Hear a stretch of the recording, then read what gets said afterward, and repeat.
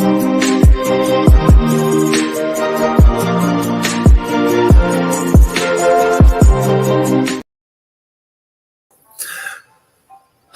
hello.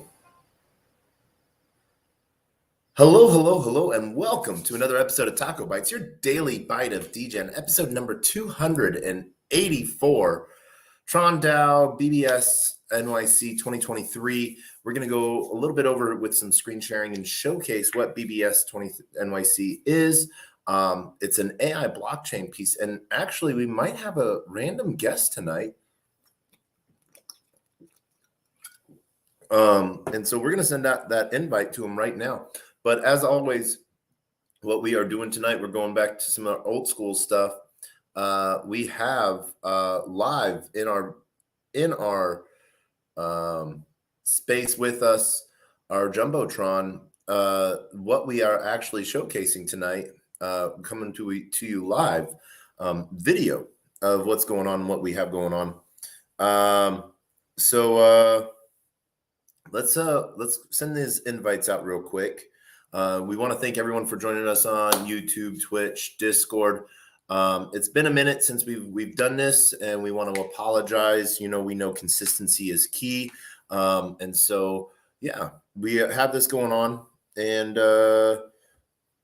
let's get this out real quick. So we're going to put this one on the invite. Boop. There we go. So we're going to go, while we wait to see if that individual comes, they actually sort of pull a lot of weight in the AI space. And so since we're talking AI, this would be a really cool thing to see. And so, us, we always love to go from our home plate, Twitter. And so BBS NYC, you can find their main piece here. This is where you can find them at, and we will put that link for their Twitter in the comments. And so Manta Network is going to be there. Bitmart is going to be there. But what's really cool, there's going to be a lot of individuals that around talking on governance and AI. So something really interesting that's going to be there that's really, really cool to see and be part of. We're going to go join another random Telegram group, because who does not have enough Telegram groups in their life? Let's see here real quick as we get this going. We have some interesting things. What up, E? So we are doing that. We did that Telegram join. So if you get a chance, we see you there. Come on up. I'm sending you the invite to speak button because you're an amazing person. I haven't talked to you in forever. And yeah. How are you doing? I'm good. How are you? Oh man, it has been a moment. Just sort of enjoying life. But still grinding away at this 284, Yeah, exactly. Because what better way to do it than to grind at it 200? It just keep going. Yeah. That's impressive to do that. Get that consistency, especially in this space these days. Well, thank you. Yeah, because it gets to a point to where you're like, well, if I quit, what was the point of the 283 ones before this? No, I think that's really. I don't see him as much anymore. Like, he used to show up at the top, but Twitter is weird. So I'm just glad to see that you've still stuck with it. That's wonderful. Oh, well, thank you. Yeah. No. So weird Twitter hack that I found especially for like new users or like new people I follow or connect with, I turn on all notifications for like a week and then I go and turn them off. That way they start populating my feed and I can start reacting to them. And then when I react to them, then Twitter will start putting them in my feed. So if I quit reacting with them, then I quit seeing them. It's stupid, but it's Twitter. It is Twitter. I've really taken advantage of the lists feature because not everyone that is in crypto Twitter is somebody I necessarily want to follow, but I do want to keep track of them for some reason, like because they said something or I got information or thought they could. Anyway, so I've been putting them in lists as opposed to just following everybody because my timeline is full of NFTs. I'm looking at my list right now, and it's really weird. Two of them I don't even know how I got part of, but crypto, all crypto, Doge Army, ETH Denver. I don't even know what FUTS is. Gemini's 6th birthday. I do not know how I got put into this list. Girls Doge, launchpads and IDOs, rugby national team, and then Twitter's top coins. I don't, the Gemini and Girls Doge and FUTS. I don't know what is FUTS. Yeah. It's so just, I have met the symbol at law, so that's for the legal minds in Web3 that I've met. Yeah. And then Web none, like for my non-crypto Twitter people. I have my Arkansas list, and I've got like a VC list. Nice. I got a great VC list, and I keep them sort of cornered all in Telegram. What I've really gotten used to doing is folders and assigning people to either one folder or multiple folders. One of the worst folders that I have to have in Twitter or on Telegram is real people. That is the worst one ever, I think, that I have. So, how have you been? I've been good, and I'm checking out right now, so give me just a second. All right. So as she checks out, we are just going to continue. So BBS NYC, it starts the 1st, 2nd, and 3rd. We got a cool invite to it. So there's going to be some amazing ZK stuff and AI pieces there. So please let us know that you want to come. If you want to come, if you're in New York, let us know, and we will make sure you get on the list. So yeah, this is going to be an amazing time, and we're super happy with it. And as we get someone checking out, I don't know, this is the question. Are they checking in, checking out of a hotel, checking out of I bought milk at the gas station. Oh, okay. That is what we're doing. We're checking out. Bought milk at the gas station. Someone did not plan ahead while they were at the grocery store. Yeah, that assumes I actually go to the grocery store. Okay, so sorry, you're right though. Okay, so you asked how I've been. I've been good. Been good. How have you been? Crazy. It has been crazy. Like we this last cycle of conferences basically have traversed the United States twice, driving from New York to Austin to Arizona to LA to Vegas, Denver, Indianapolis, back to New York, and now up in Rhode Island. And head back to New York tomorrow. But I do that trip 3 times. I drive to New York to drop all my stuff off, drive my car back up to Rhode Island to leave a train to a train station, and then take a train back to New York. Because I didn't want to do anything easy. Yeah, that sounds like a lot of miles. It makes me tempted to ask what kind of car you drive. I drive a 2018 Chevy Equinox. Her name is The Best, and she now has 129,000 miles on her, and I got her when she had 1. Well done. Yeah. So is the circuit kind of gonna lay low for a minute? Well, no. I literally have a conference starting on the 1st in New York, BBS. It's an AI blockchain conference. So that's 2 days. And then the 7th and 8th, I have another conference in New York. And then maybe getting ready to head over to Paris next month. Well, not next month, but in July for ETHCC. So might hit up a few more smaller conferences stateside before that. Yeah, partner has a keynote speaking spot at ETHCC with Wormhole. So some interesting stuff there. That's awesome. You know, the other day in Evil Plant Space, you gave a little bit of your background, and I have had no idea. I was just very impressed.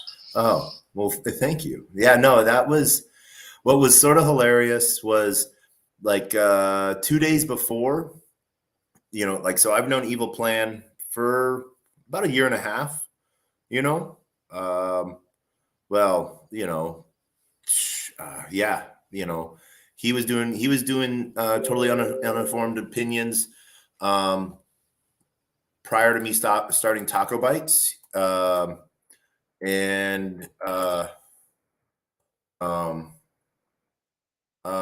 You know, so I was in there a lot. And then, you know, we met at Web3 Vegas, the Web3 Summit.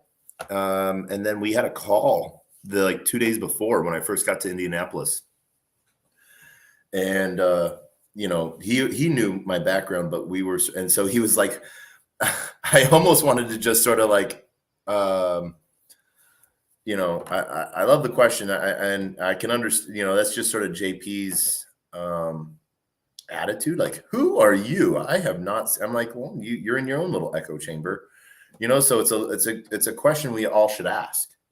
Technically, I think a lot of the times, rather than just take things for like, you know, granted. You know, yes, you know, we can do it in different ways. We can ask it in different ways at different times. But, you know, he was in his comfort zone, you know, in his territory a little bit. So, yeah, that was sort of, you know, it was sort of interesting because when you could just sort of hear Evil go like, oh, how about you tell him? Just let him know. So, yeah. That was actually a perfect setup for you to remind the audience that listens to this in the future what your background is. But it's fine. Yeah. No, I appreciate you trying to set me up like that. But what about you? What is your background? What do you do? We've talked about this, but I'm I know you do. I know. I practice in Web 9. So I practice in the real world. I do wills and trusts mainly right now. And I am working on a legal tech startup that I'm currently doing a raise for that is going. So it is interesting to be a founder, not in Web3, but also kind of relating to all of the founders of Web3 as I navigate. How much are you raising? 300,000. What are you doing a safe note? Are you doing token? Are you doing equity? Either equity or safe. It depends on who our investor is. All right. How many investors do you have so far? We have none. No investors. Okay. What are you hoping to do with that 300,000? So that's to cover about 12 months of runway, including hiring out our development team and handling the beginning of our marketing push. Okay. Have you broken down? You got a pitch deck and everything? Yes, sir. Okay. Oh, don't. Yes, sir. Don't. Mr. You can. Mr. Like someone called me once, Mr. Taco, and I'm like, Mr. Taco is my father. Call me Taco. Yes, sir. Oh my gosh. Oh man.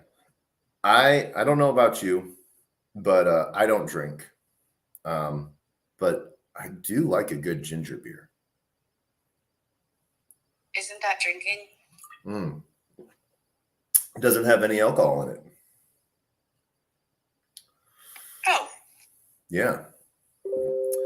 It's just it's the good old ginger. Ginger. Well, I also don't drink, which is interesting, but I did not know ginger beer wasn't beer. Yeah. I don't know why they call it beer. Maybe because they build it, they brew it.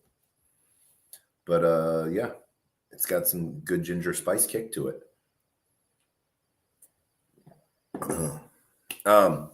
So you are building a basically, I'm getting arrested, I need help, get an attorney on the phone app.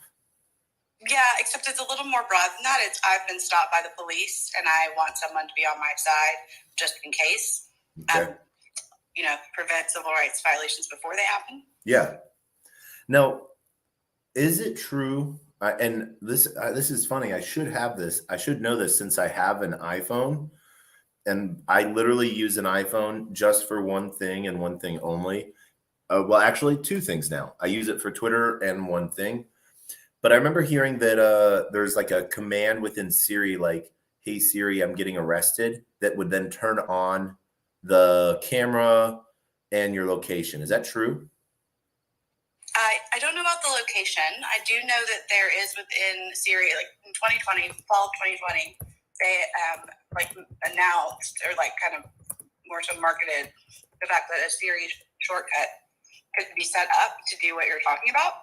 I mean, there are also other different apps out there that record and can save that recording securely to the cloud. Like Citizen is one. I don't know if Citizen records, but it kind of has the same use purpose ethos. And then but yes, to answer your question, yes. Okay. Yeah, it's or I'm getting pulled over. Yeah, so that's an interesting piece. Now, is that admissible? Well, no one's going to go to court because no one's going to get arrested because everyone's going to go home safely. Of course, getting home safely is the number one thing. So it's an out-of-court statement. It's considered an out-of-court statement. If we're offered to prove the truth of the matter asserted, my assumption, and based on some research, so not fully an assumption, is that because it has parties, it involves the parties, mm-hmm. It's probably likely to be admissible unless it would be too prejudicial. If the prejudice outweighs if it will cause too much prejudice for the trier of fact, then it could be considered inadmissible, but it's going to meet one of the exceptions to the hearsay rule. No, when you say too much prejudice for the trier effect, what does that mean? It's like your jury or your judge. So the judge makes the. So if it is it like if it's a video and like the cop reaches in and slaps you in the face, and it's like on camera type of thing, that's considered too prejudice in a way, or I don't understand that. Why something like wouldn't it be? My guess is that I'm using probative. Okay, so if the probative value outweighs any prejudice, which I think the probative value of seeing the actual assault and battery by the cop would be highly probative. I think that value would outweigh any prejudice that. But I also think that because it is being proffered by a party, like case, it's not. Anyway, I don't want to say it wrong on a recorded space. Oh yeah. So I'll just say that. Not legal advice. Just late night discussions between friends about some things that may or may not have importance to someone later on in life. Is that a good way of saying that? Is that not a good enough statement? Yeah, so I find it interesting that so many people focus on is it admissible in court, because quite frankly the service is not the recording. The service is the attorney guiding the user through the stop. And like statistically speaking, the number of users that are actually the number of our users that have the app that are going to actually encounter a bad apple, if you will, is likely to be low, just based on how numbers work, right? That's not a very good way to say that either. But my point is that we've mapped out those questions. I do believe there's a statute recently that in California a holding in California where the people are allowed to record police, because it's something that's coming around because everyone's got phones with them But as far as our service that we're providing is, we're providing an attorney on demand, right? It's not necessarily that we're providing a recording. Yeah. No. So providing an attorney on demand, basically, if anything, just sort of helps give guidance to the person. Like I think half the time an attorney's job is, and this is a rough way of saying it, is just to remind someone, don't say anything. So yeah, if you go to stfulaw.com, you can learn more about our company. But yeah, that's mainly it. It's to guide the user throughout, kind of calm things down if they start to to escalate. And by calm things, I mean calm our user down, because it can be stressful. I mean, anyone that sees the flashing lights in their rearview mirror, I mean, the first thing you kind of do is freak out, right? And then you breathe a sigh of relief if they pass you, or you continue freaking out if they pull you over. Okay. So yeah, let's see here. You have a WordPress site and a Twitter and a YouTube. I have one of those things. Twitter? Yes, we have a website, a Twitter, and not a YouTube. So if you have STFU Law as Twitter? No, so at Dispatch Justice, sorry. Oh, okay. I was gonna say, I'm like, someone has that as a Twitter, and it is not you. It is not me. No. So stfulaw.com is the URL that we've started using, because Dispatch Justice just was not ringing any bells, and it wasn't sticky in people's minds. But when people say "shut the f up," it kind of, they get it. Like yeah. And you don't need to make this about me again, although I do absolutely love talking about my company, and we'll answer questions all day. But yeah.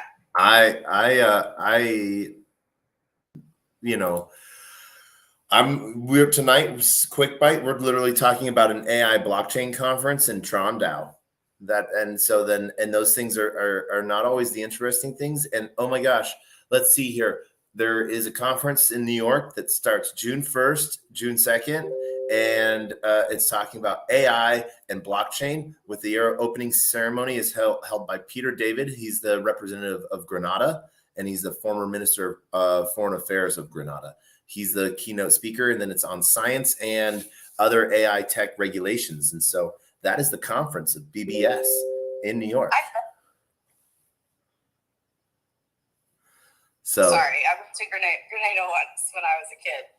Oh, you went to Grenada once? Okay. Yes, a long time ago. But I see Josh has joined the stage. Hi, John. Josh.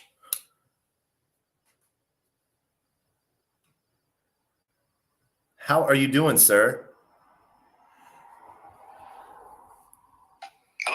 Hello. How are you doing today? Doing all right. Josh, did I ever tell you why I like your last name? No. Why? It is sort of, well, if you trade the I out for an E, it is Old Norse for protector. Is it? I didn't know that. Yeah. It is the middle name I gave to my son. You're talking about, it's very cool. You're talking like Nordic. Yep. Norse. Yep. Very cool. So. Yeah, I didn't know that. I used to date a Danish woman, but still close enough. You would have thought that would have come up. Not a lot of people know that. I appreciate that. So, man, I want to thank you for taking the invite. E, you know Josh. Josh, do you know E? Yes. You do? Hello. You know me, Josh. What up, yours? We've been crawling around the same groups for a minute now. Good. Our PFPs have hung out together before, yes. Oh, you've touched each other's PFPs. Oh gosh, no. That is not. Oh gosh, no. P2P.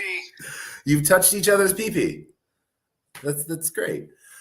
Josh, I wanted to deep dive into Rug Radar, you know, and sort of find out, you know, one, what you're using on the back end to distinguish it, why you felt it was needed, and what you're doing to continuously build it out.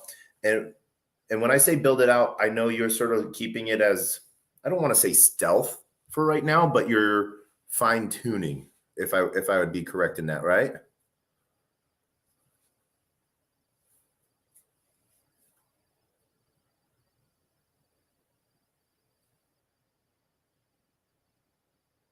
Josh, your mic's muted.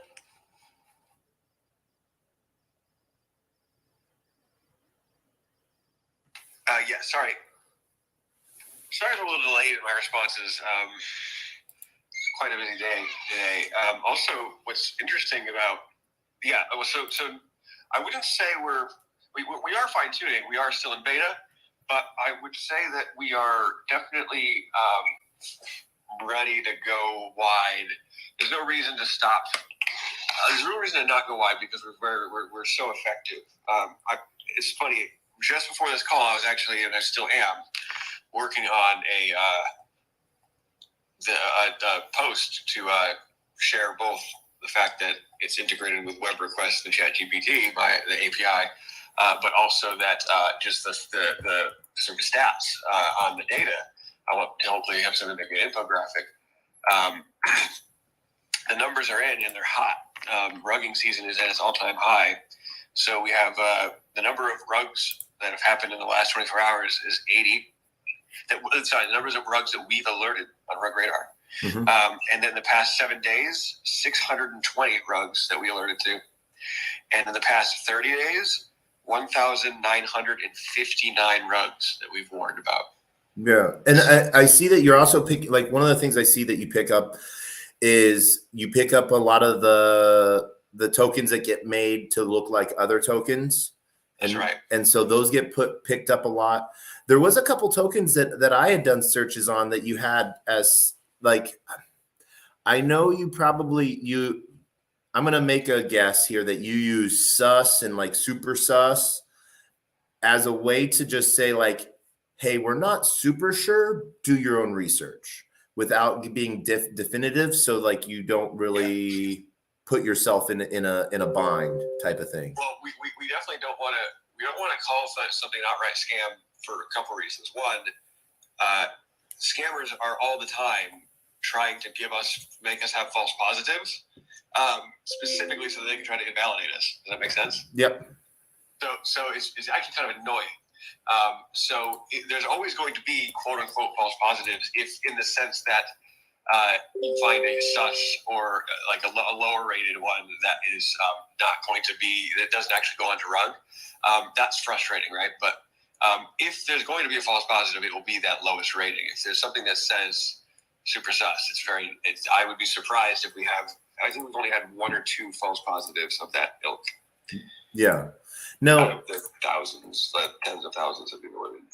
No, one of the things that I don't know, like I'm looking, like I there's one that I know of that I've seen in there. And so like, it sort of had me wondering where you were pulling that from. Well, is there one that you know of that you don't think is a rug that isn't there? Yes. And that would be Zen Crypto.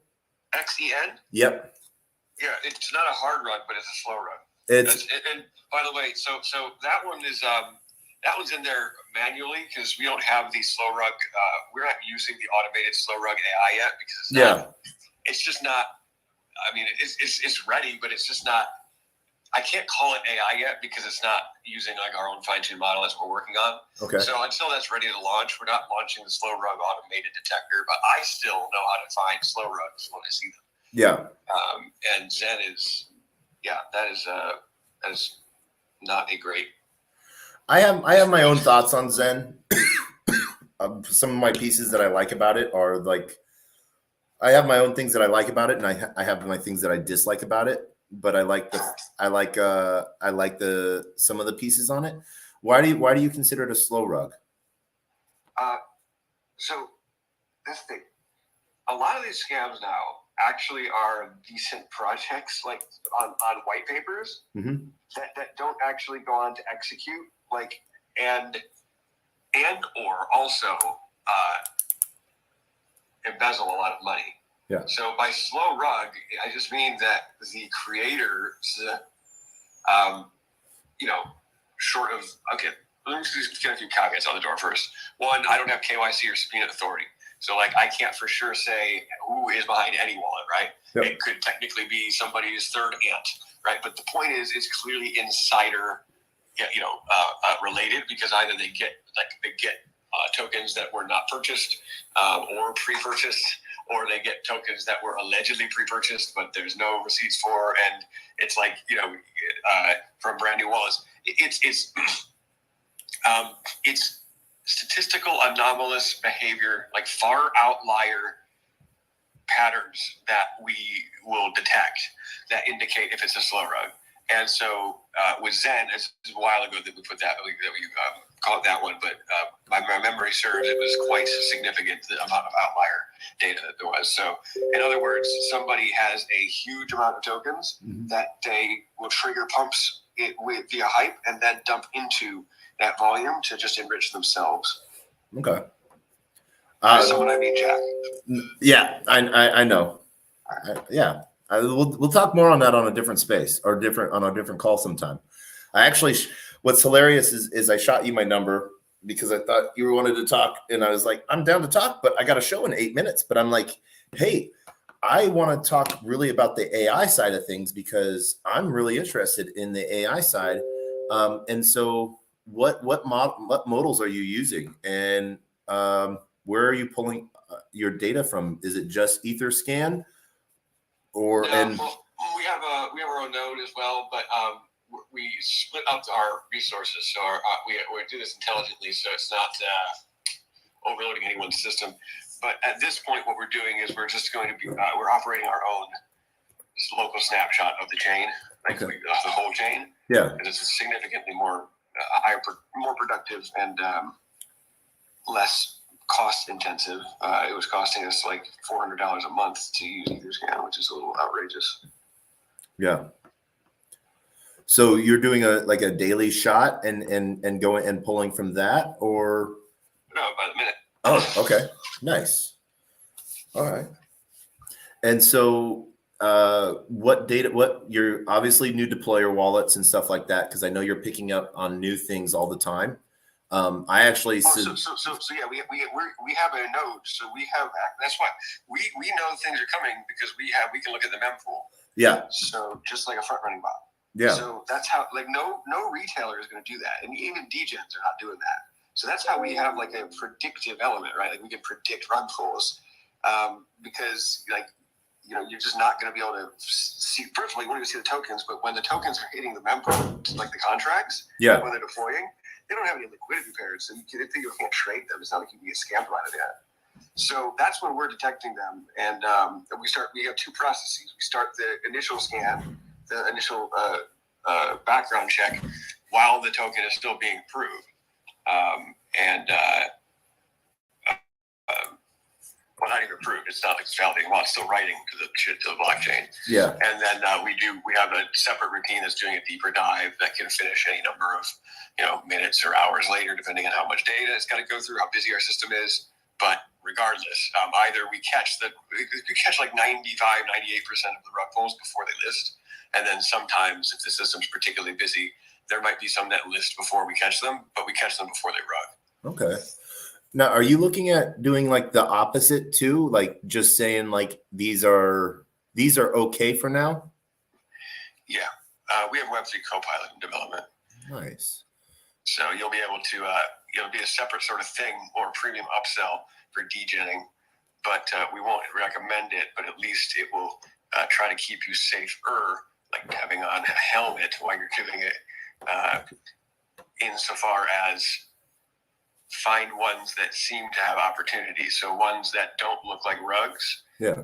And but also don't have other have the least amount of sus signals, like a real telephone Telegram that's not botting, Yeah. because we can detect that. A real Twitter, right? Yeah. A real person. So we can detect all of that before it launches and lists. Okay. So you can get on the first green bar before anybody else. Nice. Are you going to be making like an onboarding process for projects to be like, hey, we're coming out from stealth?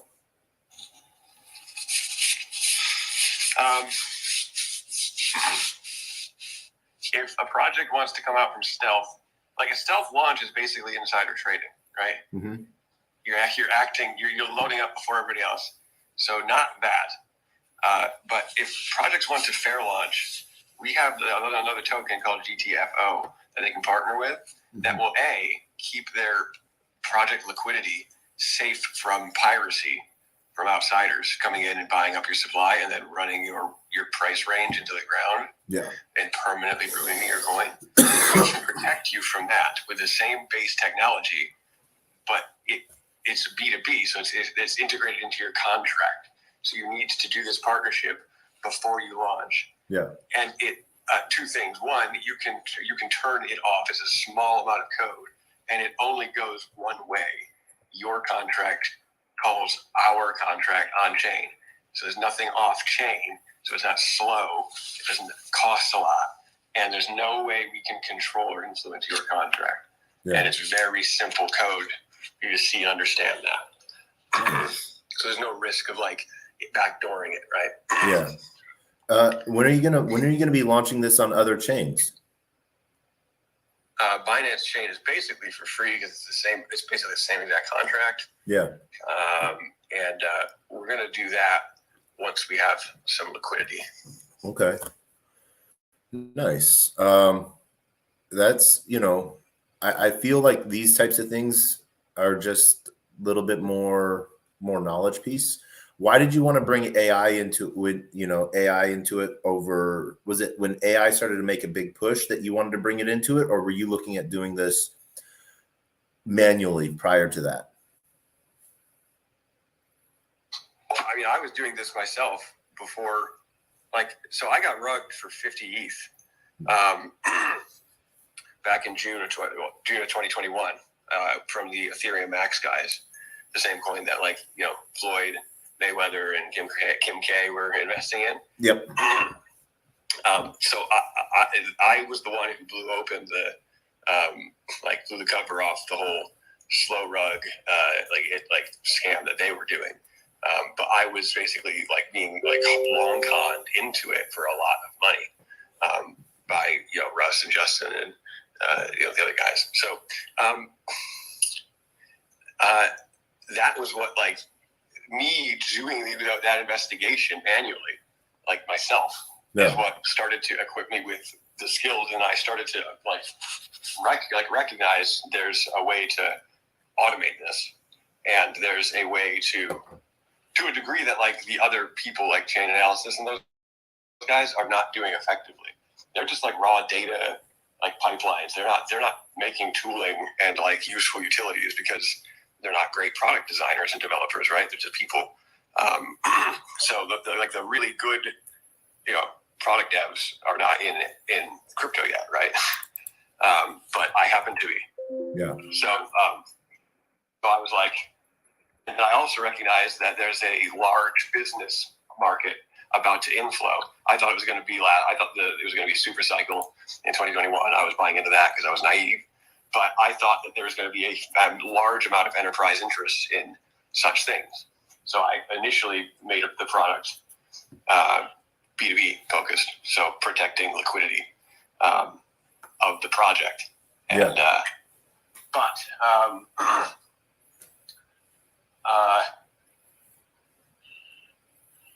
also at the same time disrupting and displacing an entire audit industry, because we could offer audits for cheaper because we're also tech savvy, and also we could ensure the liquidity in the event of a calamitous event. Because sometimes tech fails because of a protocol issue, not your own contract. And if that happens, and you were part of you're partnered with us, you could have an entire liquidity pool basically replaced and relaunched for a V2 as long as we certified your claim. There would be an investigation, obviously. Almost like an insurance piece in a way. Yeah. Yeah. And we could do that for basically the whole chain if we wanted to. We have the formula because we have a tokenomic that if you go look at the GTFO tokenomic, you'll see what I mean. So basically, we don't take any. We don't charge businesses a direct fee, like one ETH a month or something. We don't charge them that to be partnered with us and to use this service. Because the service, doesn't cost us a ton, that one doesn't. Our fee is 1.9% of their daily trade volume. And it goes, the way we assess the fee is it automatically swaps for GTFO coins. And then locks in their wallet. So their wallet will just have ETH in it, like anyone, and we'll just auto swap with our token 1.9% of every transaction of their token. And so, like an extra tokenomics on theirs, right? And then those tokens of GTFOs that they swap locks in their wallet, the contract, the partner, for 90 days. So we have this quarterly sort of a grace period where we can have this our liquidity solidified more and more and more with every partner we sign on.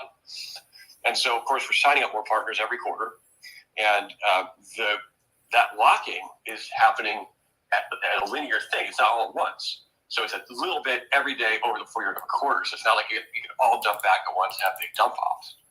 So after 90 days, that piece of the 1.9% of GTFO tokens unlocks, and they can just sell them right back into our pool if they want. So plus gains. So it's the only protocol that actually pays your business to use our services. Okay. And how long were you in development of that token? It's done.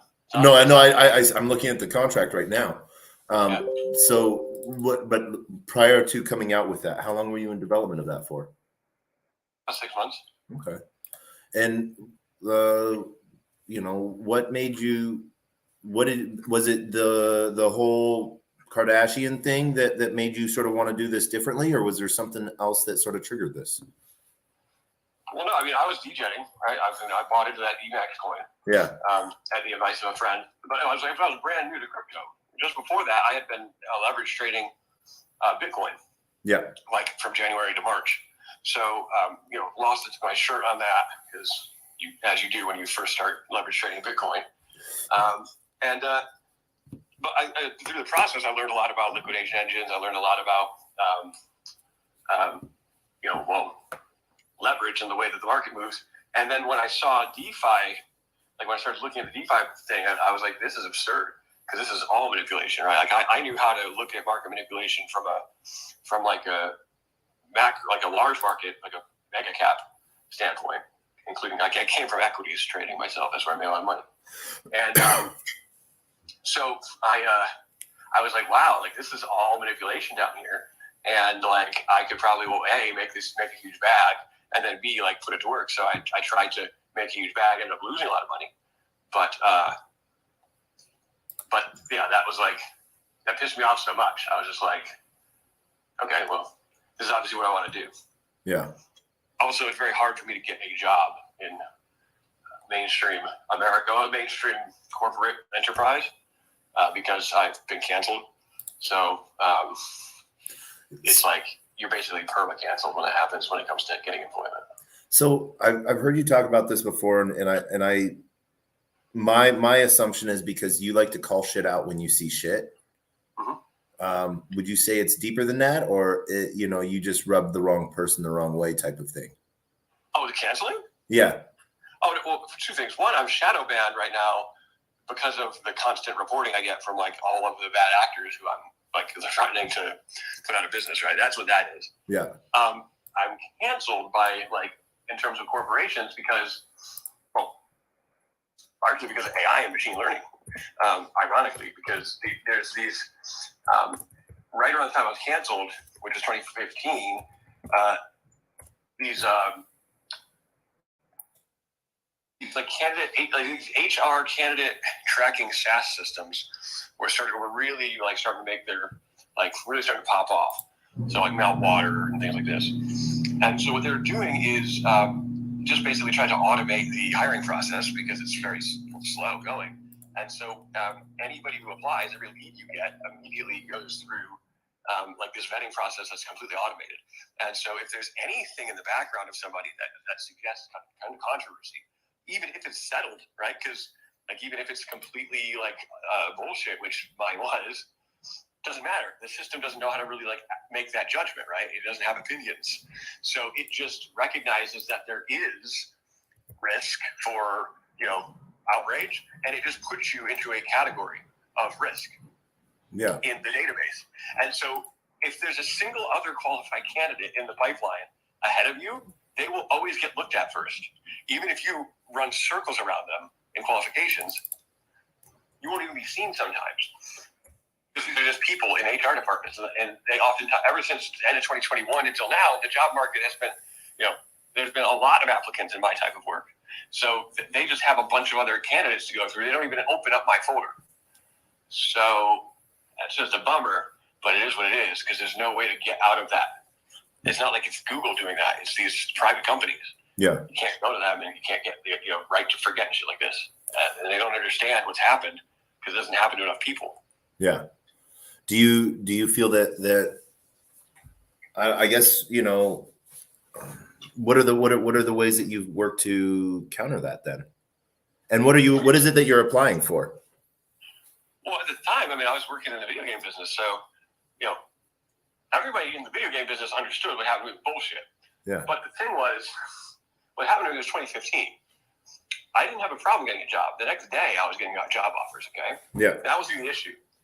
But by 2018, 2019, a few years later, the canceling thing is kind of old news. Like nobody, and my network, right? Even though they know that I'm solid,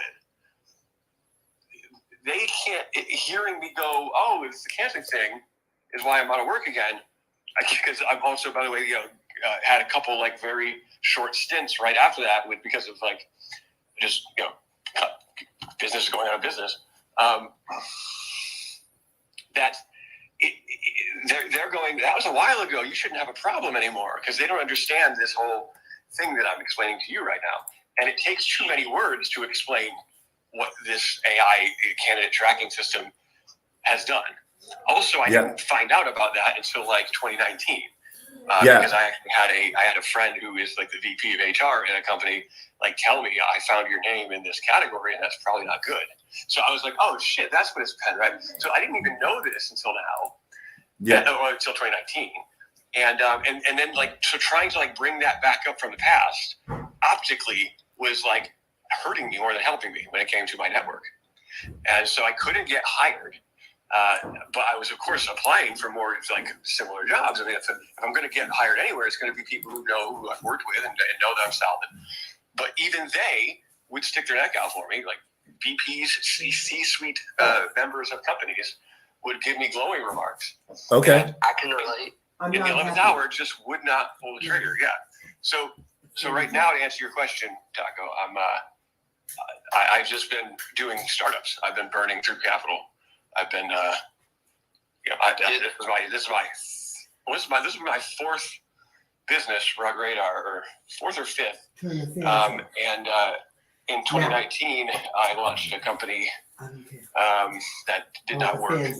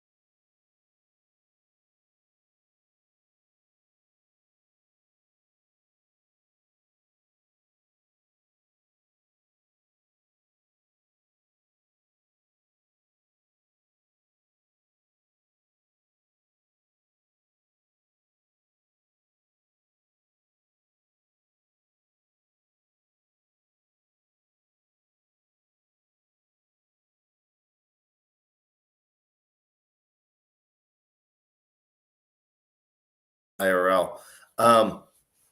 What was in the game industry? Like, I never knew you had game industry background. What is it? What's there on the game industry side? Yeah, I mean, I worked on Call of Duty and League of Legends, and yeah, that's how me and him met. Yeah.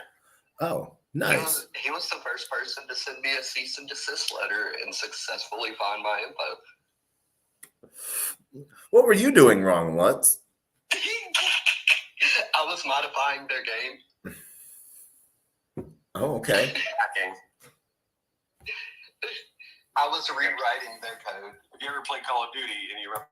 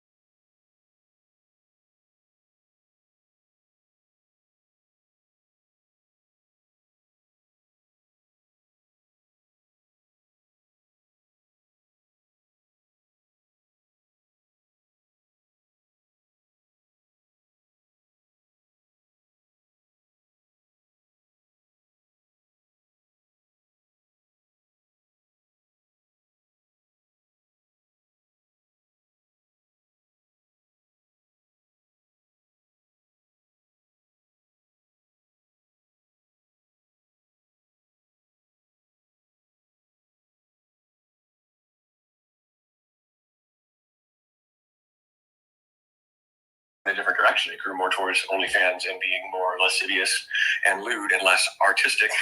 And so my theory about bringing back like traditional print film as sort of a niche vintage thing didn't happen. But after that, I decided to, instead of doing another startup, I decided to play the markets. So from 2019, 2020, 2021, I was just, 2020, mostly in 2021, I was investing. And went from equities to equities, and then lost a lot of money here in DeFi. Was that more of towards a COVID based transition as well? Because those were like that was the time of COVID. So I found out that I was in this banned list in 2019 at HR. I found out that I was actually shadow banned in like the beginning in 2020. The year of COVID. So I was like, oh shit, I can't really even do, like, the reason why my startups fail, like a contributing factor to my startups not being successful was I was on this shadow ban list that like only everyone else found out about. And it's like last year, right? With Twitter files. And I found out about it like in 2020. And I tried to make as much noise about it as I could, but I was shadow banned. So there's a paradox to making noise about it. And so I was like, wow, if I've been shadow banned ever since, like, it would make sense. That's why I've been like dwindling followers and having such a hard time catching any sort of, organic marketing traction. That's like really serious shit, right? But we didn't have any proof of it. And by the time we had proof with Twitter files, statute of limitations on that shit expired. So it's fucked. Basically, I have the worst luck in the world. I don't want to say it's luck, and I don't want because Well, yes, that's fair. I have the worst timing in the world. So I like it, you know, I don't, you know, whatever beliefs people may have, I think that things happen in a certain particular path so that the end result is where we're at. Because who knows what you're doing now? Probably not going to be what you were going to be doing if things stayed on the same path that they were, right? But also what I'm doing now is this isn't the end. This is just the now. So it's like, there is no, it didn't lead us to anywhere because we aren't anywhere at any time. We're always somewhere relative to sometime like later. We are in, past. Yeah. We're still developing, right? It's like, you can't really have, I don't know. My position on this has grown over the years. You asked me 5-6 years ago, I'd probably have a very similar mentality as you. But now it's more like I have more of a what would be a stoic or a Taoist sort of mentality of things just are, and they're not happening for you or by you or to you. They're just happening, and you're on a victim of circumstance. You're on a track through the universe. I mean, I'm physically on this dot. You're physically at a different location, and the Earth is spinning and rotating and moving laterally through the universe, and we all are on a different channel. And some channels have potholes and bumps and waves, and some channels have, Lambos and blowjobs. Yeah. Everyone needs Lambos and blowjobs. Everyone needs Lambos and blowjobs. I just don't like Lambos because they have such low clearance, and that, every freaking speed bump that you hit, there goes the bottom of your car. Oh yeah, and that'd be like supercharging a smart car. It's so ironic that LA, Hollywood is like the biggest like importer probably of Lambos and supercars, but like if you've ever driven in LA, it's absurd. Like the driveways into different parking complexes and shit. They're so steep. They're like 30-degree ramps and shit. Bro, I swear to God, I've seen people just smash the shit out of their supercars in Atlanta. Yeah. And people don't know that they have to come at one of those driveways from an angle. But even still, some of them are just absurd. Oh yeah, especially on the hills. But I do like to sort of take your Taoist approach. You can either be upset about the way shit is, or you can be like, let's make the best of it. Well, the best advice, or I'll just say my favorite advice that I've ever gotten, wisdom that I've gotten from a mentor. Pretty big name. You all heard it. But he told me, he goes, because I called him up one day, I was in a tizzy and stuff, and he just told me, it was 3 words, he just told me, trust the process. And I was like, trust the process? The fuck is that? I need money, I'm running out. And it's like, but I can't deny his rationale, which is I'm still here. So if there's one thing that I've learned, and I do in fact just trust implicitly, what keeps me from worrying really, is that if you just stay focused on doing good things, doing the right things, and serving your mission and moving forward, it can get pretty fucking dire. Believe me, I can tell. I got the scar tissue to prove that. But you still end up getting to the right place just in time. The right fucking door opens just in time. You know what I mean? It's happened to me time and again. It's so weird. I like the fact that you keep going. Bro, that's with me. I was canceled in security, 100% canceled. And then the DOD approached me, and I had to sign a 37-page document for an NDA. I got that trust the process advice back in 2020. And I was like, I just lost a bunch of my money on that failed business, and that COVID hit. So I was losing a ton of contracts with my consultancy because everybody was dialing back. I was consulting for things like, events planning and esports and all the things that were going out of business, basically. All the things that were going away because of COVID, were what my business was in. So again, that's why I used to have a really sour view on luck.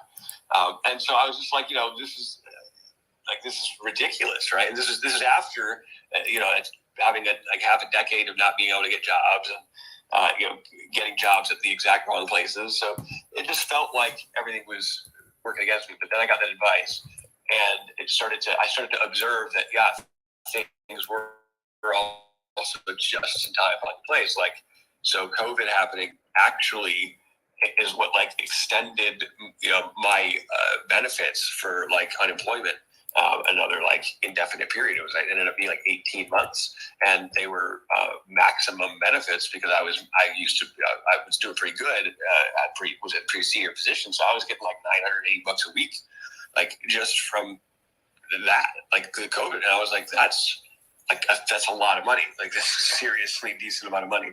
So I was able to do that. Yeah, no, it was really interesting how different states addressed that and handed out money. I see some of the things that California is doing right now with some of the things that it's addressing on giving money out for. And I'm wondering, well, what better way to get people into CBDCs? And that's just my little weird thing. But like everyone, how do you get the most money into someone's hands the quickest? Tell them that they have free money. And what's really scary is that people have done focus groups to find out what is the bare minimum to get the mass majority of people to do something.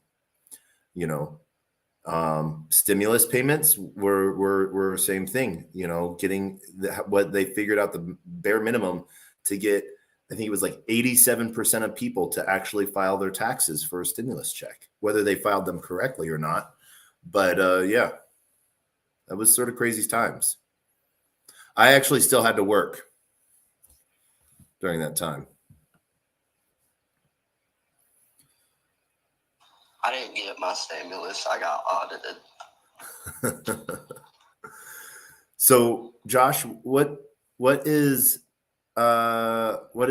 next then for Rug Radar or AI? Where do you think AI is moving to? Because we've talked about this a lot.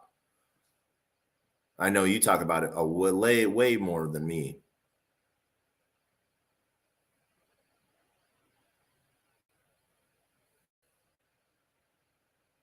And I also want to welcome to the stage Jocelyn. I think Josh is. I think Josh is speaking with his mute on. Hey, Taco. Hey, Jocelyn. Hi. Are you still Bitcoin Bambi? It's Web3 Bambi. You always wanted me to be Bitcoin Bambi, and I was like, it's Web3 Bambi. But yeah, I'm still Bambi in all aspects of Bambi-ness. Like I'm still comic Bambi, Web3 Bambi, live stream Bambi, PFP Bambi, and whatever. Like, I'm the baby Bambi. I thought you were Nemo. Yeah. Well, no, that's the thing. There's a multitude of rebranding that happens here on crypto Twitter. I don't know, Taka, have you seen my Nemo? You've seen Nemo. You've experienced Nemo, right? Nope, I have not. What? No, you were in the talent show when I was Nemo. That was you as Nemo? When you Not were Nemo. I was the fish. I know Nemo. Yeah, it was Nemo. You were giving out flowers? That was you. No, that was not me. You were just giving out flowers that time. Flowers? I saw you in the show. Nope, I did jokes. I guess my jokes weren't that funny. They were flowers. I'm looking for because I talked about how like I was Nemo. I was like, hello, I'm Nemo. Yeah, just a clownfish. Yeah, swimming in the open sea. Okay. Avoiding all the sharks and whales that want to eat me. Shit like that. I don't know. But the PFP I'm currently rocking was a gift to me today. So, I just see your wonderful picture face. I don't see anything different. Oh. Now tapping on it, I see it almost looks like a Skirpy, but I don't think it's a Skirpy. Big Head Billionaire or something? Okay, I see that. Yeah. With a squid. I love the pink squishy on the head. Swirly face, swirly eyes to match my swirly background, purple, pink. Good stuff. How's Web3 Jokes R Us going in the state that you were in? Pretty amazeballs, because it's just, it's interesting how, like, for me in particular, there's always I don't necessarily like swim in the same like stream as everyone or consistently or whatnot. Like, I'm not strictly just here for NFT crypto, but overall. So like, it's been nice to meet familiar faces, E-Rich, Josh, you, and then find myself on spaces where it's NFTers that I've never even met before still yet, but there's at least one person on there that I know, and so continue to grow. What was the newest Web3 joke I made? Let me think. It's just interesting because it's like the jokes come out like in the conversation on spaces, literally. Yeah. Well, because a lot of spaces are jokes. Mm-hmm. I mean, yeah. Yeah. No. Josh got you. Josh got you back on the request. TacoBytes. Where are you biting today, Taco? I'm in Rhode Island, heading to New York tomorrow for a conference on Wednesday. Wonderful. Yeah. Well, Josh is Sorry about that. I'm back. Can you hear me? Welcome. Loud and clear. So, Jocelyn, before we head back over to Josh, I literally just rewrote the space. Can AI tell better jokes than you? No, it tries. I mean, maybe. Okay. Everyone tells better jokes than Jocelyn. Are you kidding me? I know, right? There's that. You know what I mean? And then there's Josh just group consulting, I appreciate a healthy bowel movement, not too hard, not too soft.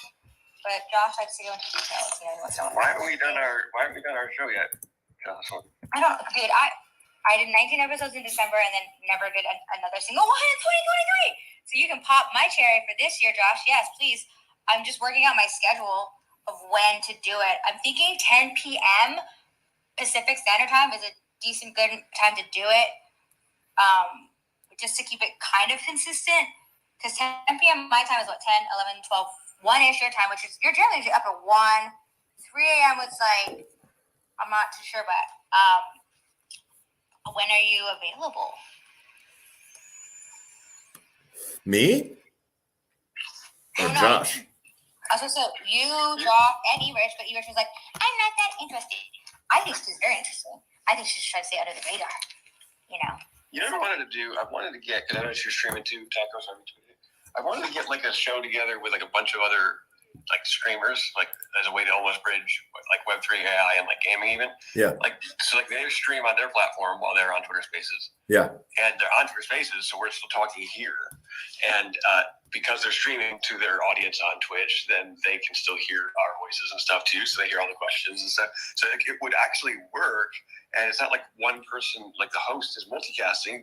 The host doesn't have to worry about any of that shit. I'm actually streaming to Twitch, 2 YouTube channels, LinkedIn, and a Telegram channel, as well into the Jumbotron right now. You are my fucking hero, and a hero comes along. Yes. That's amazing. The one thing that I'm not using that probably I should use is probably like either BlueStacks or OBS, so that I can more directly port the Twitter space directly into those rather than it just being the sound of a phone into my laptop. The most I ever did was Fireside, which Fireside simultaneously casted to Twitch and YouTube, so that was 3 for 1. The Facebook portion didn't work for some reason, so it could have been 4 in 1, but it's 3 in 1. And then on a Twitter space, that's 4, and then on a Clubhouse, Have you heard of Prism Live? Kick.com, so that was 6. No, I have not heard of Prism Live. It's a YouTube. I don't think they have it on the desktop yet. They might have it for Windows, but it's not on Mac. But it is on iOS and I believe Android. So it's just Prism, PRISM. It's really impressive. What is it? BP? What? Prism. Okay. So it's very impressive. Like. Not prison, Jocelyn. You can Prism. do filters and create stages. You can like add a scene. You can just be like, oh, I want to add a web page, and you just click a button, and then like it'll put a web page on your like mobile device, and so you can like drag it around and resize it like you would if you're like editing a Instagram story or something, and then like you can reposition so you can position like your screen sharing. You can have your front facing camera. You can have a video, like you can actually load a video up off your phone and like have a video play. It's really, really cool. Nice. And that's sort of what what I would really love to see as a content creator is and that's why I use Restream for that simple fact that I can. But I did or not we. I added stream with Restream. Would have to enter in my Twitter API keys every single time I wanted to make a new stream. StreamYard lets me save them in play. And so, yeah, I don't know. So you're using StreamYard? Yeah. Taco? Nice. So that's what I'm hoping. Cool. Yeah, go ahead. Go ahead, Jocelyn. No, I'm saying I recently just signed up for StreamYard too as well, and then we talked to a couple people to start to get my Socially Awkward show going too. But then there's so much other things going on too, actually, Josh, that it's just like it got overwhelming for me, like a little bit, because it's like obviously I wanted to keep doing my show, Socially Awkward AMA, because I want to keep doing one-on-one interviews with people who I think bring value to life in general, not just crypto and Twitter. That's sprang out of the Twitter Spaces, and then on top of that is like writing a consistent show. I think I got Zaina to commit to like 10 p.m. on Sunday nights in LA, which is 10 a.m. in Armenia, where she is. And, we hang out and talk. Irish came through the other day. So I have that one, and then it's like wanting to do comedy buddy spaces where it's like talk about comedy, and then Girls Gone Live, which is like a later after hour dark side type of thing where it's like, that kind of content. And then I got hit up to do a music collab, and then it's like, I'm waiting for like the first podcaster, like big podcaster to figure out how fucking dumb everyone's being by not doing this format yet. But like if you did, imagine Lex Freeman, or even Joe Rogan, doing a live broadcast on Twitter Spaces while recording the main podcast. And so there's going to be some mutes because it's not edited, right? Well, Rogan's, I think, live, or at least it definitely was live on YouTube that was when I was on it. It was live anyway. But I know that Lex, for instance, he doesn't like to go live, I don't think, because he likes to be able to edit things out because he's kind of an awkward dude. So it's like, okay, with Twitter Spaces, you can still edit your full piece you're going to put out on YouTube. But the Twitter Space is for people who are there in the moment. YouTube will go wide, get the big views. But on Twitter Space, you're still going to get a bunch of live viewers. But the thing that you get, the magic, is that by even being on Twitter Spaces at the same time, you don't let just anybody up, right? Most people will just be listeners. But you might have Elon pop in. And so now you're having a podcast with someone else, and you'll be like, hey, well, I think we got Elon here. You wanted to weigh on it. You add him up, and now you have a fucking great soundbite from somebody who just was a drive-by ad to your podcast recording. Yeah, you know what I mean? No, so I remember a space where Alan did that. Joe Rogan, you will have an Elon just pop in sometimes, right? Yeah. If you're like Friedman, you'll have some other former guests come in and just surprise and delight you. So we all know that those moments are what make Spaces magic. You could bring that to your long form podcast content, and you'd be the only one doing that right now. I don't understand how no one's figured that out. I wish I had a big successful podcast, because if you're just starting a podcast, you're not going to convert that benefit really. It's just going to be no different than if you just had good content. But the people who are already doing it, they would benefit immensely because they get a star. Basically every show they get some random star pop in that they didn't book, but they happen to be on Twitter at the time, Yeah. No, that's one of those fun things where you don't know who's going to hop into a Twitter space. I was in Mario's space back in December when Sam was doing his I'm sorry, I didn't really know what I was doing tour. And so Mario had brought me up on stage, and then shortly after we were talking, then he's like, hey, you have to go. Elon just joined. And I'm like, in my head, I'm like, I literally just provided somewhat entertainment between SBF and Elon.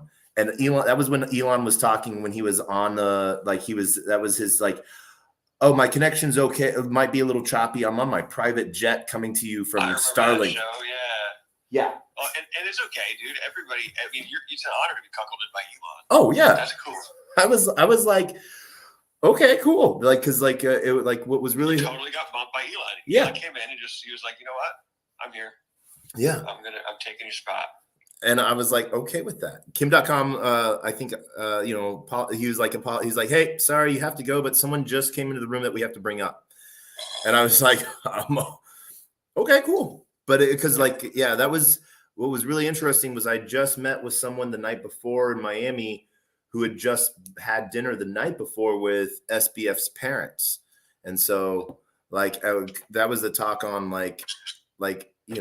what, is his parents involved, and where are they at, in either distancing themselves or putting themselves up. But then I'm like, I was intermission. That's my horn toot for the week. I can't turn that one down. How long do you think before Elon turns more Twitter on chain, or do you think he's going to stay away from that?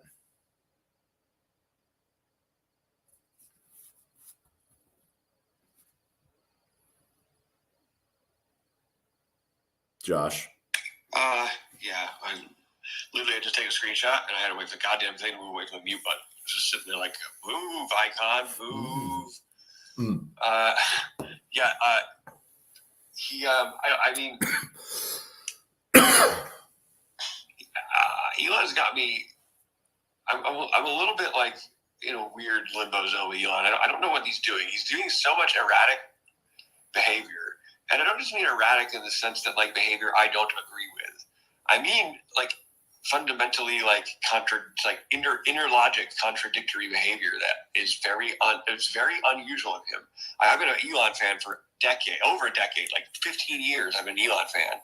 All right, we followed him since the early days of Tesla, the fucking original Roadster, the Lotus Roadster, and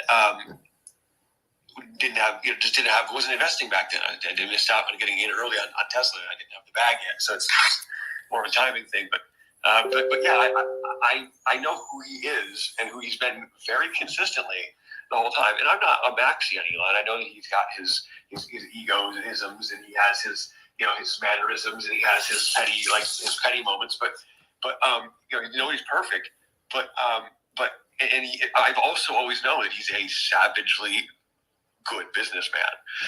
And while everybody else thinks he's this benevolent dictator type guy, which is his very, very well crafted image, that's like a very, very carefully executed plan. It's not an act, but it's definitely a plan. He knows what he's doing by being the character that he is. And it just happens to be very authentic. But rather than muting that, rather than layering over that with PR training and press briefings and media do's and don'ts, he lets that shine, and it's great. But it doesn't take away from the fact that he's an intensely calculating person, and he's probably one of the smartest people that ever lived, in the sense of he's the only person who can play 10-year-long games so consistently.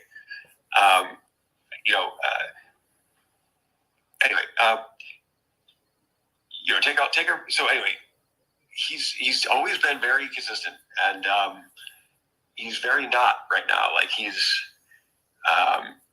he has his position on the bots thing, but then he's outright lying, I can say, about having the bots thing under control, because that's my backyard, that's my bread and butter, and he does it. And not only does he doesn't, he directly associates with some of the people who are the biggest proprietors of those bot networks. Yeah. And I'm like, that's weird. Well, I remember there was a space in April that I was in. I got brought up on stage. I got cut off right when I was about to speak because my plane was taking off and I did not have Starlink, because it was right after he had just left. He had just done that interview piece and with the BBC dude, and what everyone seemed, he was talking on bots and stuff like that. But one of the things that you say that he's sort of all over the place. I think he's sort of doing that, but almost in a way I don't feel that it's erratic for him. I feel it's might be erratic for everyone else. But one of the things that he put in there, and I'm waiting to see it, is he was like, yeah, oh yeah, no, Twitter subscriptions at $15. You know, it's very easy, I think, to know the difference that, Twitter subscriptions is. Yeah, but all of that, see, that's the thing. All that that's doing, that is not helping the bot problem. In fact, Oh no. Yeah, that's making it worse. He's making the market at that point. He's literally pricing the value of a bot. Yep. And they're making money hand over fist because of this. Oh yeah. What's really hilarious is my Twitter engagement went way down because I added to my ban list of words MEV. So I don't see anything. He knows this. He's not a business. He works in business. APIs, business is basically licensing business intelligence. He's in the business of licensing business intelligence. So he knows that, like, by making this market, he's deliberately driving up the price and thus driving up the revenue and narrowing and consolidating the market. So instead of there being a lot of competition for bot networks and making them, which yes, makes them very, very inexpensive, but it also makes them very dirty. And if you were to just do a technological solution, it would become not profitable enough for any individual to have any of them operate, right? Instead of doing that, he's going the opposite direction. He's making it so cost prohibitive to use the tools, that some of the tools necessary to be effective at this stuff, that only the big people, only the people who are already making millions of dollars every month off of scams and botnets are able to operate them now. And so they're able to he knows all of this. I'm not preaching to him. Yeah. But the fact that he's not, I can't understand why he's doing it and why he's not being more transparent about it. If there's a reason, just say it. But he's only actually directly deceiving people by suggesting it's helping, because it's not. Yeah. And also it's a little bit there's no fraud. He puts his money where his mouth is, but it is a little bit in that area, in the sense that he's also driving up the value of advertisers' dollars, because advertising is more costly the more users you have, and that's why he's not incentivized to get rid of bot users, because there would be fewer people in spaces, and so there's an element of he's absolutely making a better margin than he probably would without the bots. So it's kind of a gray area, right? It's a little bit ethically questionable especially to be misleading about the problem. If you don't have it under control, say it. But by pretending you do, you're actually directly affecting your bottom line in a positive way.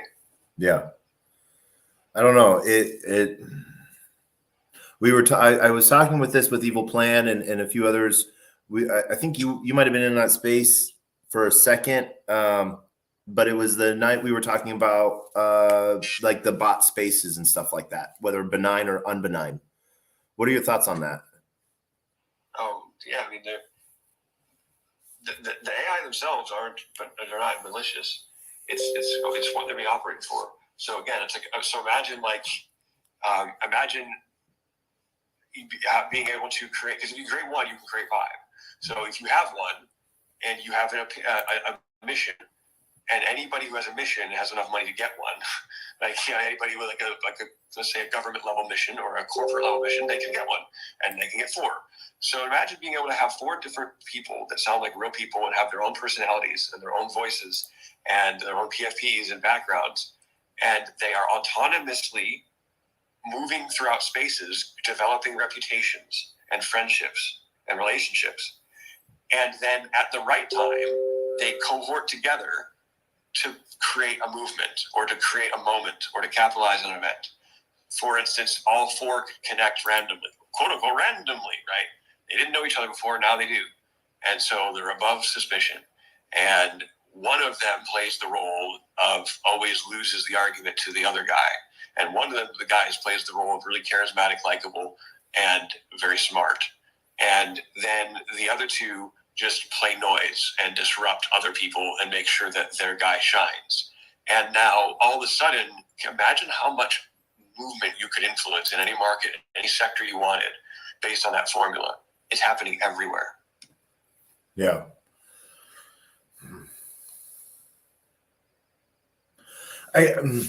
I guess so. Then, at what point do we start looking at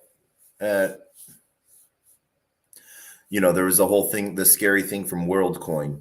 I that freaks the fuck out of me. I don't know. What are your thoughts on that? And shout out to Sab. I don't know enough about WorldCoin, honestly. It was like, other than it's ERC20 coin, but like, what is it supposed to do? So it has the idea behind it is there's the orb that scans your eye to prove human. Oh, fuck that. Yeah. Fuck that. And saves that data as blockchain data. Fuck that. Yeah.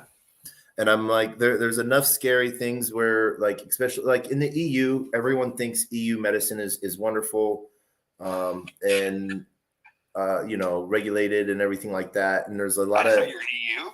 yeah. I know you're EU, but not EU. Oh yeah, yeah. Oh, Jocelyn left. Couldn't hear the best joke ever. And ChatGPT actually had a really good joke, blockchain joke. Why was the blockchain always warm? Why? Because it has so many smart contracts. I like that. Yeah. So I kind of really like that. I'm going to maybe use that in the right setting. and I'm not going to credit it either, because it does all this kind of plagiarism and content stealing too, right? Oh yeah. So fair is fair. There was a last year at ETHCC, there was a hackathon. The winner, they were making a site where people could upload their NFTs and JPEGs and other and designate ownership, and then the AI modal would only pull from that to contribute to artists.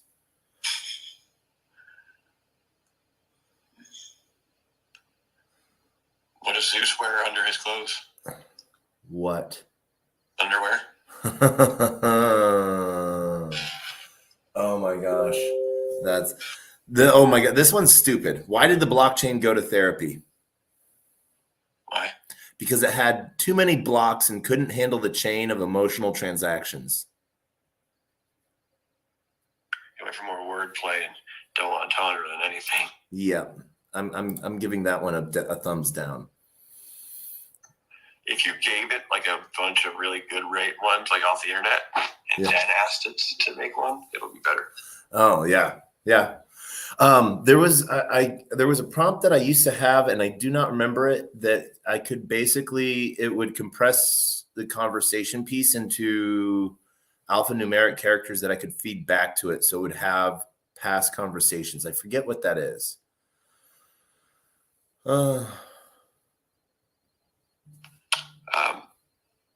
Have you ever experienced this, going to a Kleptoholics Anonymous meeting? I keep going, but I always have bad experiences. There aren't any seats left. Oh, I was thinking all of the positions were stolen. Why can't kleptomaniacs understand sarcasm? Why? Because they're always taking things literally. That. Oh man, that is that. So a boy's mom was searching through his room, and a 13-year-old boy, and finds looking for paraphernalia and stuff, and she found all of these like BDSM gear, like chains and whips and things like this. And she turns to his dad, and she's like, "What are we gonna do about this?" And the dad suggests, "Well, probably not spanking." Oh, there's the older one that's been reused many times in many different ways. This is the updated version, I guess. You live in a house with a whole bunch of dirty hippies. Where do you keep your seed phrase? Where? Under the soap.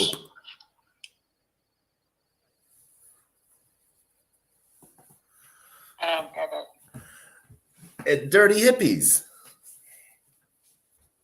Oh, I get it. Okay, sometimes I'm slow. Okay, thank you. That's okay. AI's dumber, and it said, why did blockchain developers go broke? Because they kept spending all their crypto on NFTs and forgot to hold. You're just getting bad. I don't know. I laugh at myself because I'm a lot like a language model, and that I miss like the simple, like the sarcasm often is sort of lost on me. But I have a physics joke, which are rare. True physics jokes. I really love physics jokes. Why are theoretical physicists so bad at bed? Oh my gosh. Because they couldn't figure when out. they find the momentum, they lose the position. And when they find the position, they lose the momentum. Okay. That I do have to give a thumbs up for. That is that was good. It's a good one, right? It was. So I have another one with the light bulb. So how many theoretical physicists does it take to change a light bulb? 53. That's an interesting guess. Wait, why? Why do you guess 53? Because 43. 43, the answer of the universe, because theoreticals never end up getting it done. All numbers. So and then I'm thinking 40. Isn't it 42? What is the answer of the universe? 42. Oh, 42. 42. That's what I thought. I was like, something up here. I don't think 43 is right either. That's why I was like, where did 53 come from of all numbers? It's been a minute since. The joke I was thinking of was two. One to hold the light bulb and the other to rotate the universe. But now I'm more curious about why 53 of all numbers popped into your head if you were thinking of Douglas Adams. Yeah. And why you wouldn't have. Anyway, I geek out about numbers sometimes. Yeah. No, it has been a long time since I have read that book series. Oh, man. This just, I mean, I don't know if he really did, but I did what I told you to, and GPT-4 came up with a pretty good one. It said, why did the bicycle fall over? Why? Because it was too tired. Yes.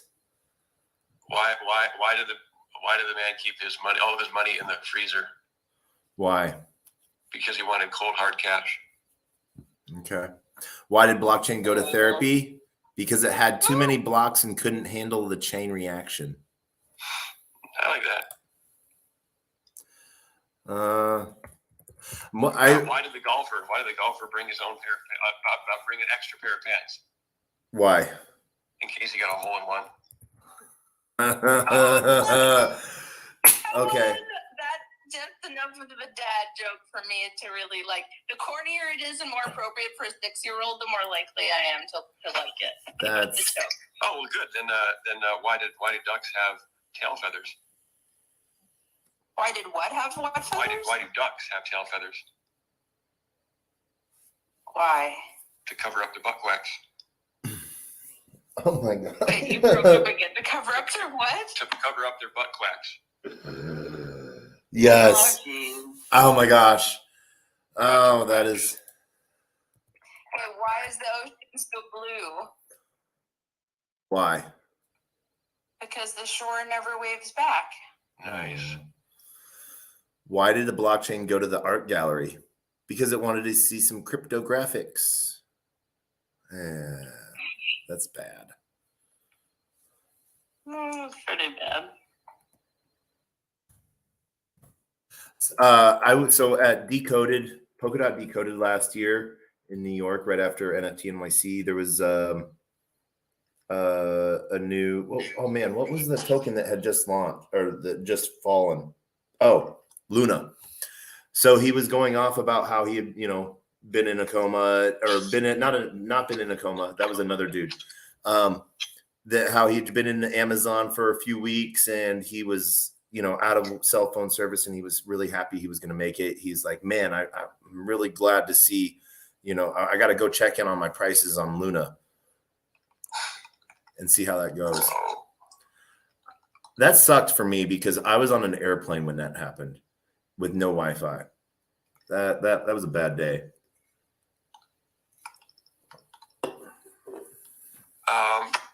Yeah. So you asked me about AI and where I think it's going to go, and that's going to directly correlate to what you just said. So we weren't on the Terra chain, so we didn't see it. But had we been on Terra chain, we would have alerted to that before it happened. We would have seen it coming with our technology. So if we, had you had that installed, and had you, maybe we'll have a configuration when we think it's safe enough that it can automatically close a position or something, right? Or at least push but it'll definitely at least push a notification to you when it finds something that is suspicious and alarming in a liquidity pool for which you have a stake. And so you would have been able to evaluate the same receipts on chain, immutable, that were what raised red flags to our system, and decide if you would want to close your position or not. Yeah. And that will be a monthly service. Okay. That will be a revenue stream. Nice. What do you see? So going back to some of that stuff, where are you? Do you have your eyes on any conferences coming up? Any AI conferences or any big AI stuff? Oh yeah. Well, so I don't know. I don't have any word on any conferences because I don't really have the time to go to any.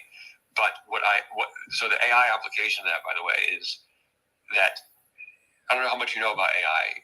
Actually, how much do you know about AI and how it is trained and how it works with data? I probably know more than I think I do. But I know I say I know less because I am amazed by what people are doing. I know that it's basically trained data sets. And when I say data sets, I mean everything that's been indexed and patterned based. And so that the responses are machine learned on an aspect of repetitive history. And so it's basically history repeating itself in a short form. That would be my smallest answer. Great. So the great thing about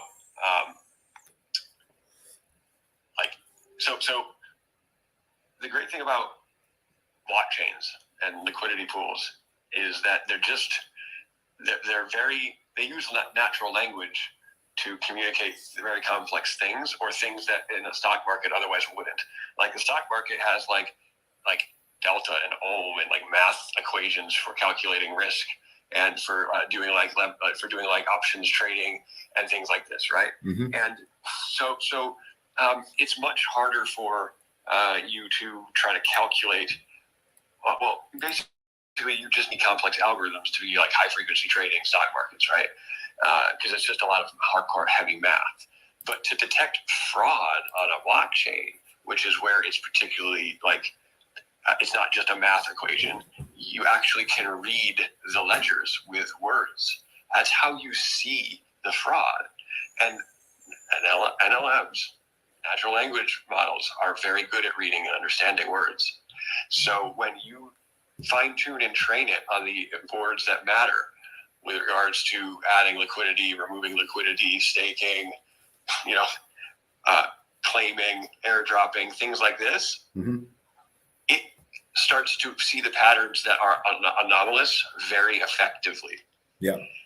And our system is already very effective in that, just by what we've developed, by basically just taking what I have in my brain and turning it into subroutines, right? Just automating it with subroutine after subroutine. But when we have a model that is capable of self-improving and growing, game over. I mean, literally, we'll be able to end fraud, because you cannot tell an AI do original things. You can't tell AI with no data to find new ways to commit fraud. You can show AI how to commit fraud, and it can get better and better and better at it. But it can't. You need a data set. And the thing about fraud is, if your data set is all different because it's all different types of fraud, it'll just confuse the model that's trying to train. But I can classify my types of fraud and categorize them and train agents on those specific things. And they can get so good at pattern recognition that anybody who wants to go and catch and punish, which will be a revenue stream for us, will have a much easier time using our system. Yeah. And B, because like literally we could catch everybody, right? And we'll be able to catch them faster, so maybe we can actually get more people before their statutes of limitations run out. And are you doing also with that like token analytics of, you know, so like I see where it's really easy. The answer to any of your questions is no, except for identifying rug pulls, because we don't have enough resources to do more than that. Okay. So, but like we can. The answer to all your questions is very likely yes, we can, because of the data that we have. Because we're scanning every token that lists on Ethereum. We're not only looking at ones that you submit through the search box, like in Token Sniffer. Okay? Yeah. We're scanning every single token deployment. So we have the data classified. Even the ones that don't show up, like when you search and it has no results, we're just not showing you, but we have that classified and tagged in a database. We just don't show you that we have it because psychologically, I feel like that is almost like thumbs up, right? Like even if we said no rating, people would mentally use that as, oh, but this one's safe. And we didn't want to do that implicitly. By not showing it, people think that, oh, well, they don't make any conclusion. They're just like, oh, they don't have it. So it's a you see what I'm saying? It's a less risky way of communicating to them that we don't think the thing is, that we haven't found something as sus. But not finding sus stuff is not the same as it not being sus. That's the problem. Yeah. So where do you think that will change then? Like, do you think that, you know, people will start deploying into like shielded mempools, front running deployments? No. Okay. Like the mempool is exactly how front running bots maximize value. And by the way, MEV is not bad. Full stop. You can use MEV for bad. It's kind of like AI. Yeah. AI is not bad, but you can use AI for bad. So, like, you don't want to get rid of MEV. Yeah. The fact that I have something that can get rid of the bad parts of MEV only is an extremely valuable thing that no one seems to be talking about. And that's another thing that we could talk for a long time about, which is alarming, to say the least. I feel that MEV is, you know, a reward system that's so by the way, real quick, because of decentralization, what I have is not dangerous unless I am unethical. And I'm not going to license it to people who are unethical. And if they are, they will get remote. Other people will copy the system, they'll figure it out, and over time they'll be able to build a version of it that's not quite as good. But as long as my version's ahead and better, it will catch them. Yeah. And expose them. Now, because it's not going to be centralized always, I plan to deploy it as a DAO once it has enough liquidity to sustain itself as a stable DAO. Then it's completely uncorruptible for real, and it's so good at detecting corruption, it will detect anyone trying to corrupt it. So and it will be able to not target the good MEV, and even if it did, alert it.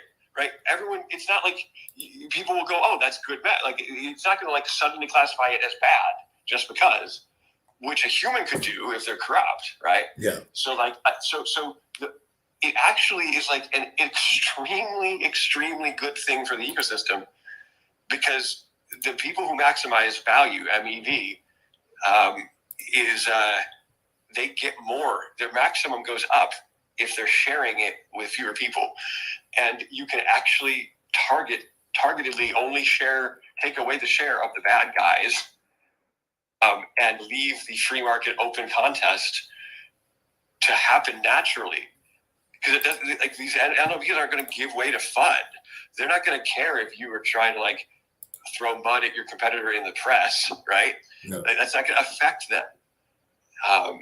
So like, there's no person that can like create like a FUD situation or a FOMO situation. It's going to be an emotionless, like on-chain thing that no person can control. Yeah. So no, I see the point of it. You know, it's one of those things of how do we get that into the hands of every other person, you know, that just wants to go and make a trade on Uniswap, and you know they get sandwiched by Jared. Anybody can use it right now. It's free. Yeah. It's one of those things where I've gotten more into, like, I used to be against privacy-based transactions for, you know, because they sort of took away from the idea that I have of blockchain, of transparency and consistency. You know, I think Mev sort of, you know, I don't want to say praise on that transparency and consistency. I think it runs a line with it in a weird way. But I think that there's marketplaces that will come up that will allow for more OTC type deals, I guess you could say. You know, that way you don't have to worry about that. But people don't like that. They want movement, and they want the max movement that they can have on it. I don't know. I feel that there is more good out of that than there is bad. Rearranging transactions for, you know, better value to the miners. If anything, it should just show that, you know, running a node can be more profitable than trading sometimes in the long term.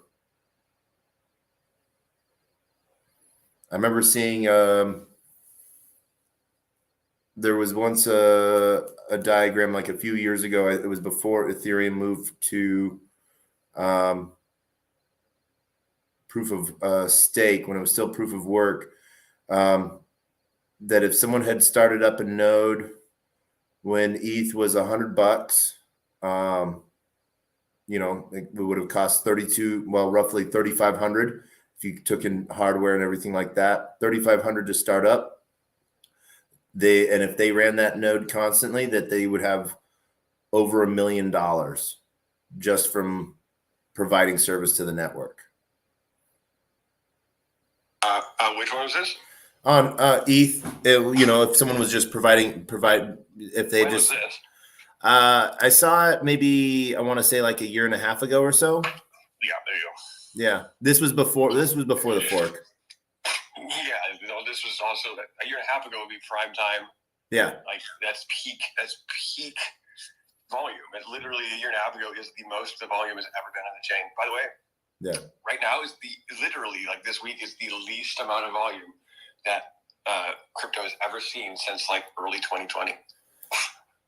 Holidays. No, this year it's been bleeding ever since December of 2021. It's been bleeding, and that was when I launched GTFO. So I'm sure you looked at the chart and you're like, well, we launched the day of the highest the market has ever been. Yeah. In terms of volume, the day of. That's when we launched our startup that was bootstrapped into the market. That relied on businesses. That relied on crypto businesses and projects launching to be our partners because we were B2B back then. Yeah. And what did everyone do in the bear market? They stopped deploying good projects. Yeah. It became meme season, so all the companies that don't want to partner with us and everybody else who we had on our call list to be partners all postponed their launches and went back into build mode. All of our revenue. Do you so okay, this is, you know, oh man. I told you about that luck thing. Yeah. It's pretty unique with me timing. I would compare that a little bit with what Feg was doing with their asset burn. you know. How?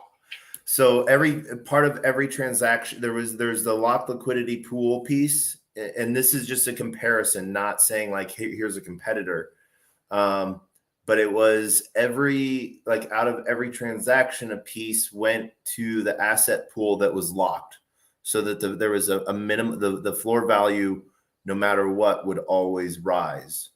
No. That's it's the inverse of that. That's where he's flipping to you. It's the inverse of that. It's bearish, but what it does is it decreases volatility, sure, Yeah. but it does that by removing actual value from the system. Yeah. Because it's taking that from its own self. Now, so it's kind of like a dividend paid with your own currency. Like when stocks are paid dividends, they pay with cash, not their stock, so it doesn't have a dilutive effect. But like this method he's doing dilutes himself, but makes the liquidity, like the volatility, a little bit deeper or less bad, so that way like the next person can't get like as big of a gain. You see, so the gain sizes go down, and also so you have to think about it like GTFO. The reason why it's not a comparison is because our extra liquidity comes from outside sources. It's a partner's token that trades volume with us, so we're getting it from somewhere else, not ourselves. Yeah. And that's a really important distinction, those two different things.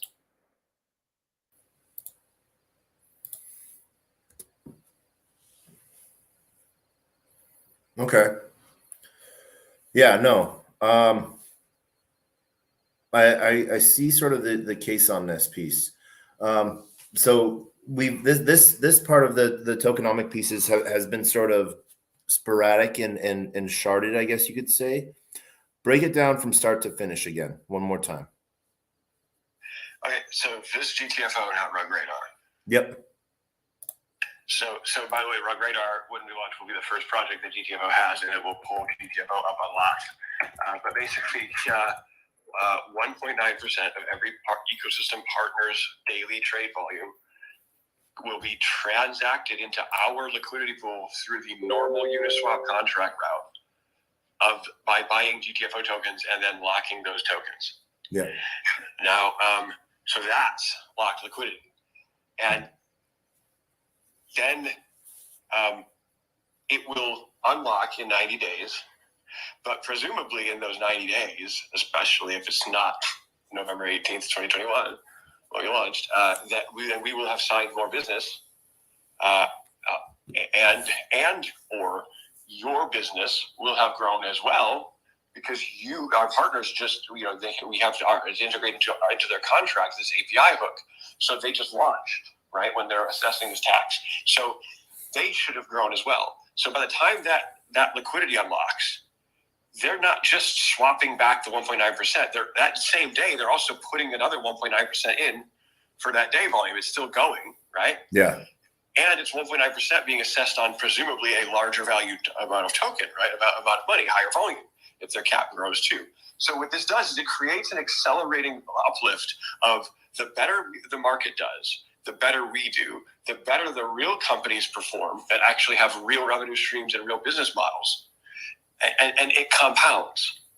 And it is not, so somebody once tried to compare that to like an MLM thing or like a Ponzi, where it's just like, it's like other people buying it. No, because like they have no business.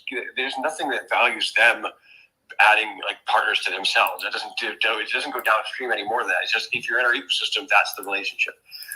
And in a bear market, what it does is it decreases the volatility and spreads it out and flattens it out amongst the projects that can bear it better. They born some of that pain for the projects that don't bear so well in a bear market. So, because if you're doing really bad in a bear market, right, Mm-hmm. and you will be using those 1.9% tokens that unlock, you'll be using those as revenue for yourself. So you'll be selling into our pool, right? because you need that. If you're a good, strong company, you don't need to sell those tokens, so you could give them away for airdrops when they unlock, or you could just keep them on hand for like a rainy day.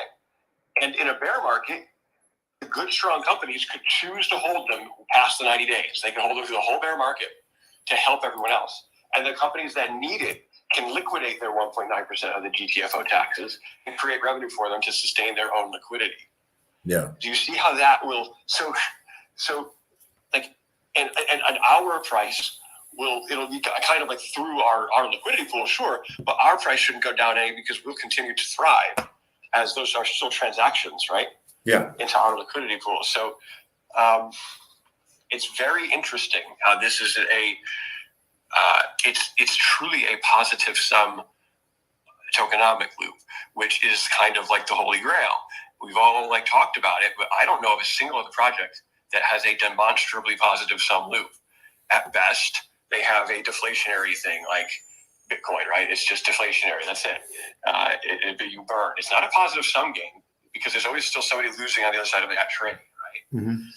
But this is actually positive sum. I'm seeing the positive sum piece on the more price action piece of transactions. So the more the token is transacted, there's the price sum on it. So it's finding a token that's getting used a lot rather than, this is sort of the opposite aspect of utility, where people, you offer something with so much utility that people just buy it and they hold it and they don't ever sell it because by holding it, it gives them more utility. Yes, we're not burning, we're not reflecting, we're not asking to stake for yield. None of that bullshit degenning stuff. None of that is part of our tokenomic. Yeah, exactly what you're saying. You get better value by just holding it because it genuinely goes up and doesn't ever have the bottom fall off and run to you randomly because we're not gonna dump, right? Yeah. No. I see some different aspects to this that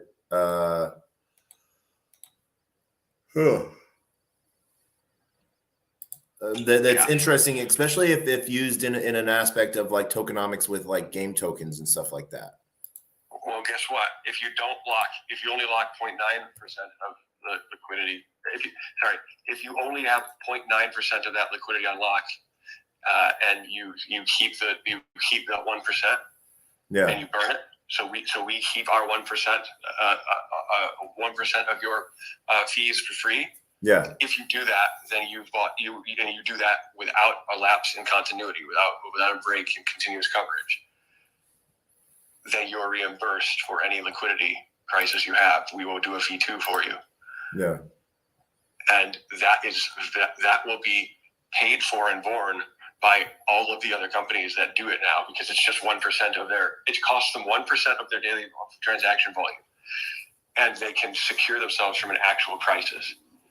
Real ruggers who are doing the inside job won't do this because they know that we will know. We can find that out. We know exactly where to look and how deep to look. So we will detect if it's an inside job, 100% certainty. Now, if it's just an actual exploit or vulnerability or hack, that will be clear as well.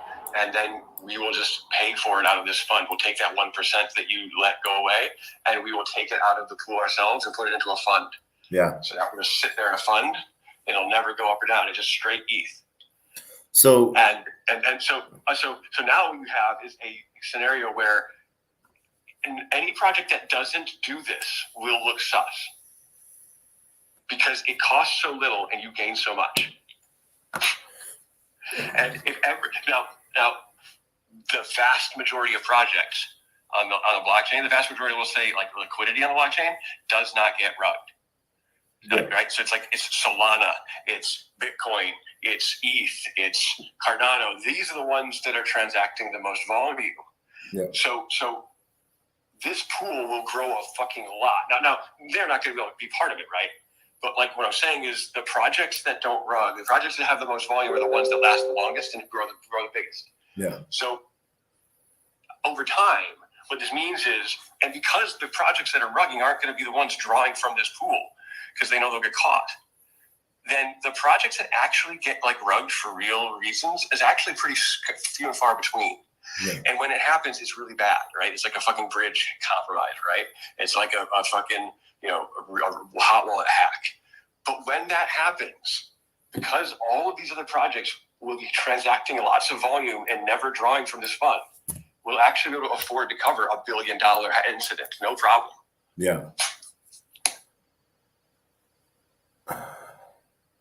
You brought up a interesting fact with bridges. Have you seen the latest with multi-chain? I guess it depends on what latest is. I recently did talk to somebody about a project. I can't remember what it's called, but it's supposed to be a multi-chain thing that is great. So multi-chain the bridge. Metal or something, or? No, supposedly some of the devs got arrested by Chinese authorities. Jesus. And China got a hold of one of the bridge wallets that holds, because multi-chain, it was the issuer of I guess 35% of FTM's tokens. And so yeah. Great. So, and I've always been a huge proponent of multi-chain, just because even though they are complete, they do live a little bit in that anonymity side of things. I feel that you have to, running a bridge that, you don't need to know the entire team and everyone who's on it, if the team does. But I think where the few hacks that they've had, exploits they've had, no questions asked, 100% refund. I think that was one of the biggest things that I've always sort of liked about them, compared to Nomad, where literally I emailed them. I did everything I could, even within my own team for my own decks, like Nomad is bad. Here's the section that you can just, I was like, I'm not up to date, but this is a open broadcast piece. I don't know what you can do with this, and, they went, that went completely ignored until Nomad got hacked. And I did the worst thing a team member could do. Instead of like, all right, how do, all right, how do we support our affected users? And then my next was taking all of my messages of, we need to get the fuck away from Nomad, pinning them all together and saying, I hate to say I told you so, but I told you so. I think that's one of the worst things I could have done as a teammate in a time like that. But Nomad set up their recovery process, I guess you could say. And you need to KYC to get your funds back. And I'm like, I can't even trust you with funds. How do you expect me to trust you with my KYC? So I don't know. That's sort of hilarious. What is GTFO doing with Bitmart? I see you got to deal with Bitmart. Yeah, we got that deal again on the second. We want to ask about the timing thing.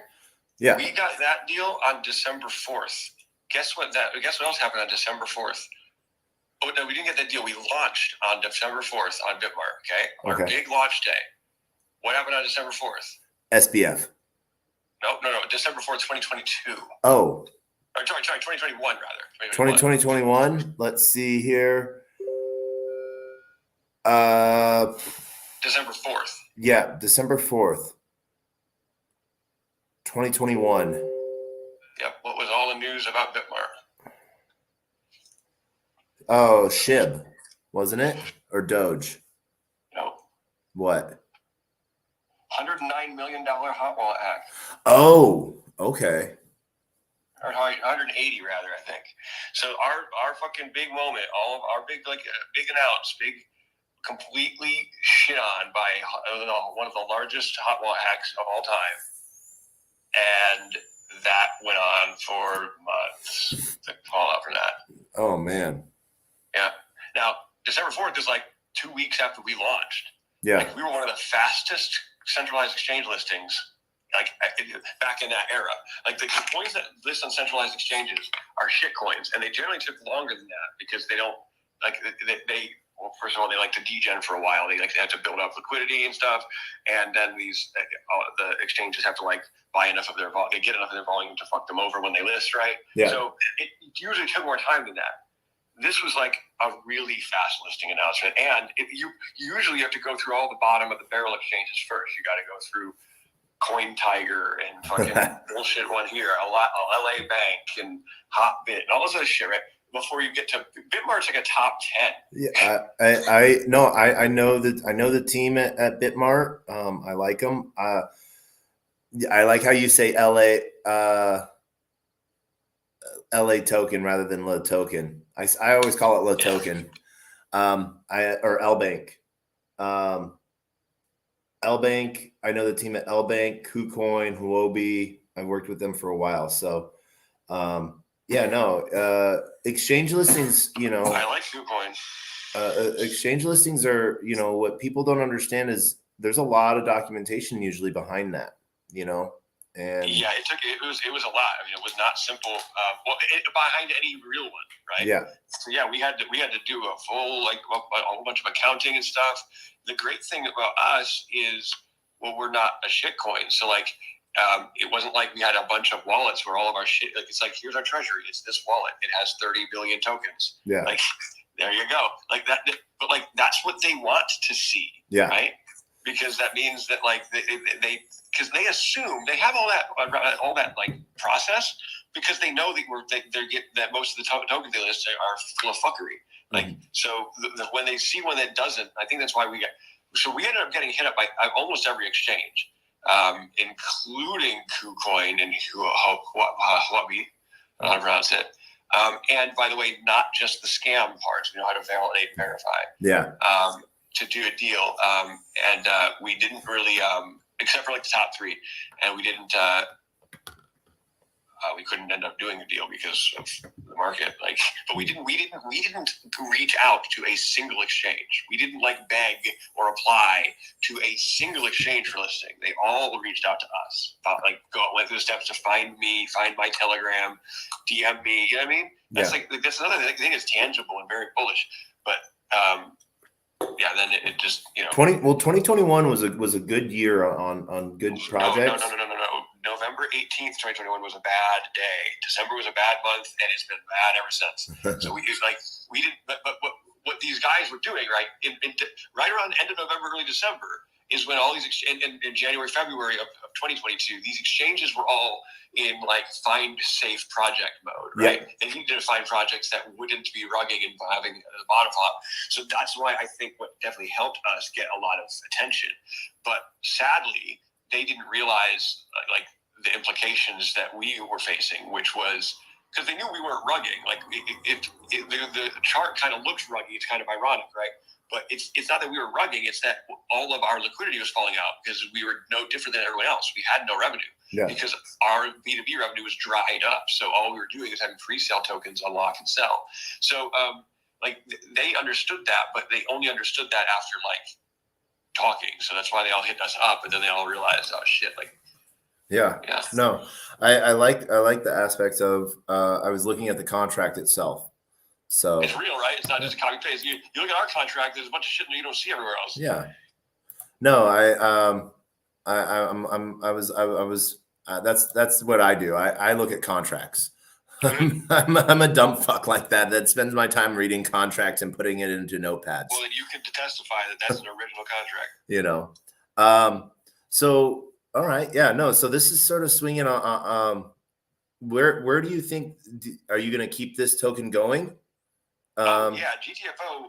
As soon as Radar launches, GTFO gets 1.9% of our volume, right? Yeah. So GTFO has like 5 ETH in its liquidity pool, right? Like it's just bled all the way down. And so like the fact we're so liquid is a testament to our ability with no revenue and like to do business, right? So that's like a very impressive accolade I'm proud of. But it's still a very small amount of liquidity. So let's say it's 5 ETH, right? Where is your liquid? Are you saying your liquidity's on? It's Uniswap. It's a V2 pool. Yeah. Yeah. Because it's a lot of people look like have moved their entire liquidities off of Uniswap and into Bitmart because your liquidity pool now has roughly $200 in it. Oh, well, yeah, okay. So, yeah, well, we've had to draw down liquidity ourselves just to stay alive here recently. Yeah. But obviously, if like it was, there's no way it's 200. Hang on. Are you looking at the right contract?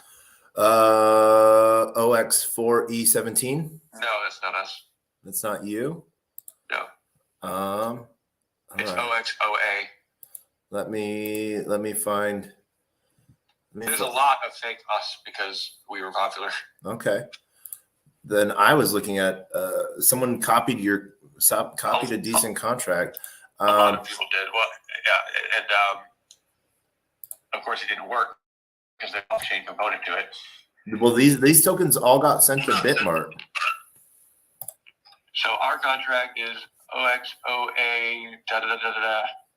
It cut off so quickly.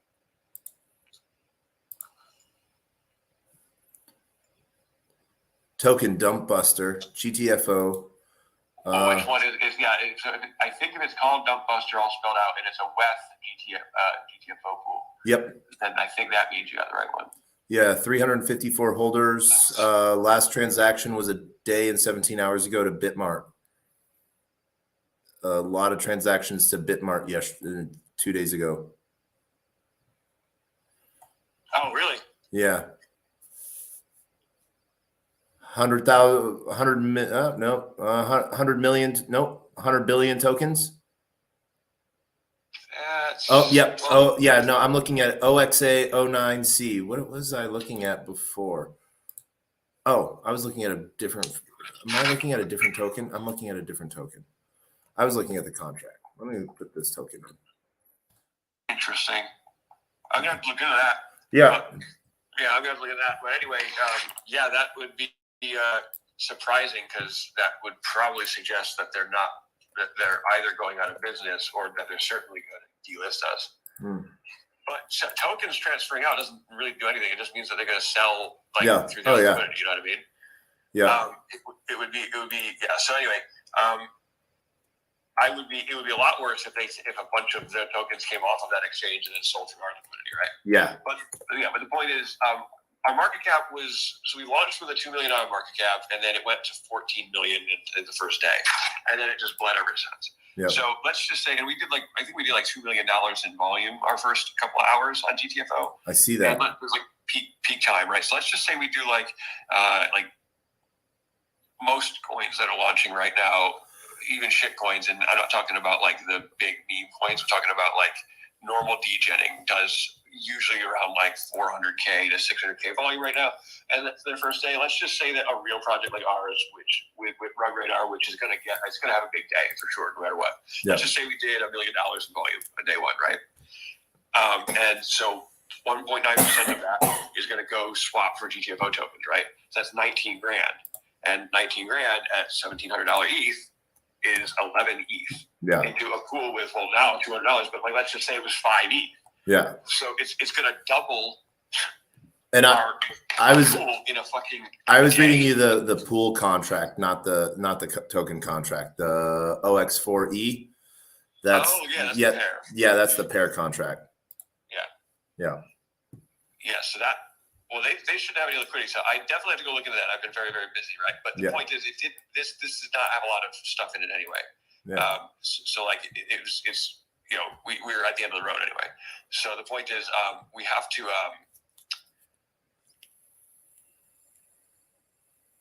We'll have to add more liquidity to it so it doesn't get stupid. So it doesn't get parabolic. Yeah. But it's not a problem. Actually, you know what we'll probably do? If this is what it is, we'll probably just use this opportunity to relaunch GTFO. Yeah. Because one of the bad things that happened to us, one of the things that I regret that like we definitely would not. It's perfect, but look, your back's against the wall. Is we launched the original team that we were launching with in the 11th hour because we had a pretty big pre-sale GTFO, pretty big raise. They got like real, they tried to like get so the way that we had our original multi-sig, I don't want to talk about the way we do our OPSEC protocol now, but I like to talk about the one that was not working, is we had it set up in a way where the math was that they could never approve a transaction of our liquidity without me, right? And no one. There always had to be a 2 to 1, like a 2/3 quorum, and so. But I had to have one of them agree, because there's 3 of us, 3 co-founders. If I was signing, I would just need one of them. But the 2 of them alone wouldn't be able to do anything, right? That was the way it was. Does that make sense? Yeah, no, there's some good rules. I like multi-sigs allow for some cool rules. I can't do anything alone, right? It's not unilateral, but I definitely have more authority. Does that make sense? Weighted. Yep. Yeah. So like I always had to be a signature in order for. Yeah. The way that works is you have 4. You just have four keys, and I have 2, and they have 1 each, and then you still need 2/3. Does that make sense? Yep. And one of them has to be them. So this is a problem, though, is that they had. What is this thing I'm looking for? Sorry, I'm trying to find something at the same time they're talking. So they didn't want to sign. We needed to do something. I can't remember what it was, but the agreement, by the way, was always that it was we did this just to be a very equal, transparent thing to each other. By the way, we also had 33 split in equity, even though Abs and I designed the whole thing. But regardless, I just wanted to start everything off fair from the start and to not have any sort of questions about any trust, but we were not going to lock our liquidity, so we needed to hold all of our tokens in treasury in this multi-sig. But I also knew that I'm the only one staking my identity. They didn't dox, even though I knew them. I knew who they were personally. I went to school with them, so I know who they are. There was always going to be an accountability trail. Everybody who works for me has to dox to me, but I'm the only one publicly doxed. So I was like, this is not your liquidity, guys. This is my liquidity, and I don't want it in this wallet right now because of some things that happened. Namely, that I didn't have enough time to individually review the Gnosis Sig contracts that they wrote, because you can modify it. Yep. So I was like, I trust you, but it's I definitely needed to review it, and all this was it's a lot of money. So they were because I couldn't guarantee there wasn't a back door, right? So I was like, before we do this, and I was like, when our launch was coming up to the wire, not on the wire, we were already delayed. We already delayed twice. And we knew we were running out of time. We knew the end of the year was coming. We had to get out before Christmas time. And so they did this thing. They did one little thing where they refused to sign this transaction. And I was like, guys. And they didn't just refuse to sign it. They tried to change the arrangement as the ultimatum. They're we want to make sure that it's a fair 2/3. And I was like, you're holding this liquidity hostage under our current terms of the agreement, violating our current understanding in favor of getting a thing you want. You've already broken the spirit of trust, and we haven't even launched the goddamn company, the project yet. You've ruined it. You've just signed, I can't trust you ever again at an equal level. Yeah. And I know what it was. My mentor even warned me about this the week before. He was like, there's something about crypto. And these guys were not well-to-do guys. They weren't crypto degens or anything like this. They were small market, regional software guys, mid-level software devs. So they're not making $250,000 a year, $300,000 a year. They're making $42,000 a year, $55,000 a year in bumfuckville somewhere else, right? Yeah. And so, and they just have kids and a family and a house and a mortgage. So when they saw all this money, they're they were hey, we should probably get just get a piece, just a bonus, right? Because we were doing. And I'm like, no, all we did sweat equity. I have money in. No one's getting a bonus off this. All the liquidity is going to liquidity. And so they just didn't like that. And it's my mentor even warned me. He's there's something about young, kids who they see, and they're not young. They're in their 30s, but just new to crypto people, when they see the kind of dollars that happen here and it becomes real, they go crazy. They just make bad decisions. And it's not like these guys were corrupt. They weren't looking to rug. They just wanted something, and they were trying to use leverage way too early in the relationship, and it just killed the whole thing. So anyway, long-winded way of explaining that. And it was bad, dude. I had to announce an emergency AMA on Telegram. And I had to say that, I told him, I'm just going to cancel the project. I'm just going to tell everybody who you are, and they're going to come to you for the liquidity, because it was frozen. They were just holding it hostage. Yeah. They wouldn't sign it. And so I was like, and I even scheduled it. I started it. It counted down to 0. I hit the start button. People were filing in, and then he texted me real quick. He's like, okay, we signed it. And I'm like, oh my God, what's the fucking dramatics for? Yeah. So anyway, that's a long-winded way of saying I had to launch with an emergency replacement team, and they didn't do it right. They didn't do it wrong. They didn't rob me, but they didn't do it the way that we were supposed to, which was obviously with a proxy contract, so we can update. So this would be a good opportunity to relaunch, I think, to just have a proxy contract. Hey, proxy contract, but it's it's better to have proxy, right? It is. I've seen some things to where proxies, people get too reliant on them, and what people think oh, well, I thought this, and then you're like, well, you didn't read. I've been with a couple projects to where switching tokens for proxy tokens, and it's just especially in the game world. I've just seen that go a bad way. Proxy would only be used to upgrade the code. That's it. Yeah. It would only be used to add a function, fix a bug if there's a bug in Solidity, right? Things like that. Yeah. No, I so one of the things in 2020 and 2021, I did a lot of work for Simplex, in the game industry and stuff like that, getting tokens listed. That wanted to be, and so getting projects listed on exchanges, because that's where Simplex pulled liquidity from for credit card for transactions. And so one of the big red flags back then was proxy contracts, and so there's just so many out there. Well, and because they're a huge means of rugging back when it was these dividend token lockers and shit like this, real popular, and then. But then they got exploited so much, so in such a short period of time, that then they became the red flag thing. So now scammers don't use them at all. But it's almost how you know that you're safe. If you're trying to advocate for them, it's there's probably a good reason now. Yeah. I think that if anything, they're a good placeholder, at least for safe notes and other token pieces. I think Well, the reality is look, we're not Uniswap. You wouldn't want to have a proxy centralized control ever, because you want something that's a protocol like that. We're not a protocol. You know what I mean? We are a protocol. We're an ecosystem, but you're not going to be doing finance on GTFO, right? Yeah. So GTFO is a service. So we're on top of the protocol. So we shouldn't be held to the same standards as a protocol, and you don't want that, because a protocol should be something that is so low level that it doesn't get affected by any regulations, really, right? Yeah. But a service exists in the world and is going to be affected by all sorts of macro conditions and micro conditions, and software updates, right? And trend movements and threats and things like this. So you need to be more nimble. Now, it doesn't mean you want to have centralized control.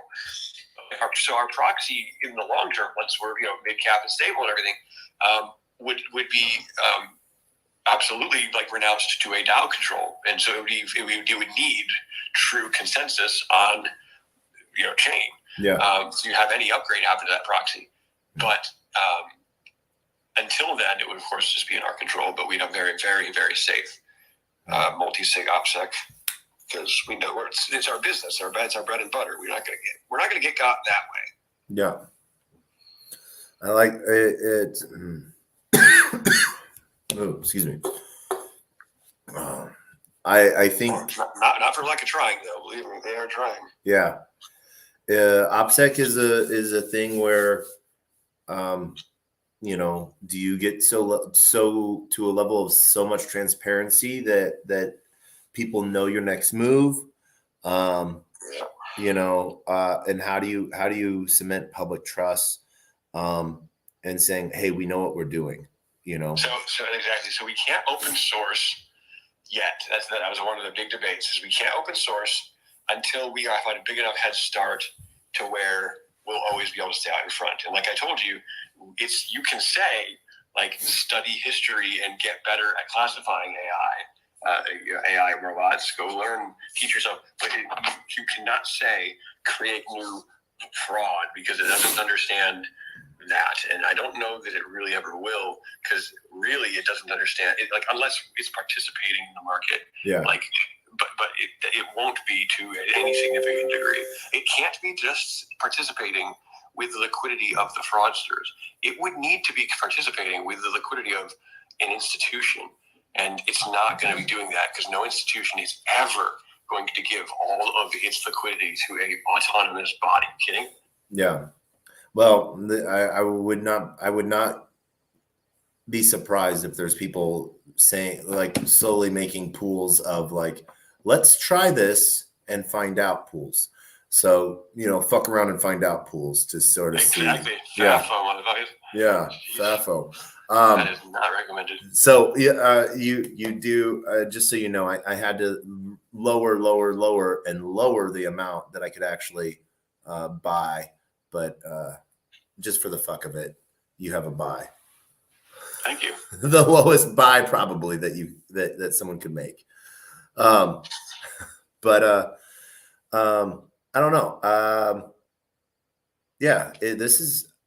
I want to set up more time with you on some other things in the future, just because I really want to dive into just AI in general, and I know that's what you do all the time. But more of a conversational piece, and like, so I'm going to a conference that is AI and blockchain in New York, BBS. When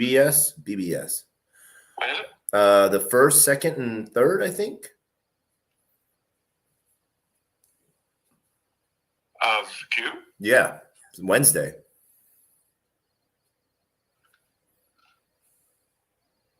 You're on this side of the world, right? Yes. I will send you a link. I'll send you an invite. Yes. All right. Please do. I will do that. Yeah, which invite? I'm from New York. Yeah. I live in Hell's Kitchen. Damn. There we go. I'm just gonna send you. Like in the 80s?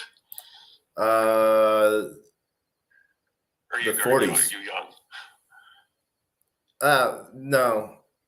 I moved to New York this year. Oh, okay. Yeah. No. In the 80s, I lived in Alaska. Then I moved to California, Hawaii, and then finally landed in Colorado. And that was a fun trip. Yeah. So if you want, do you use? Sorry. Do you use GPT? I do. Good. Yeah. I use GPT. I use 2 different apps, free apps, and then I use GPT itself directly. And then I play around with Dolly. I use a couple. I use InVideo for. I used InVideo to make an intro video. That's about it.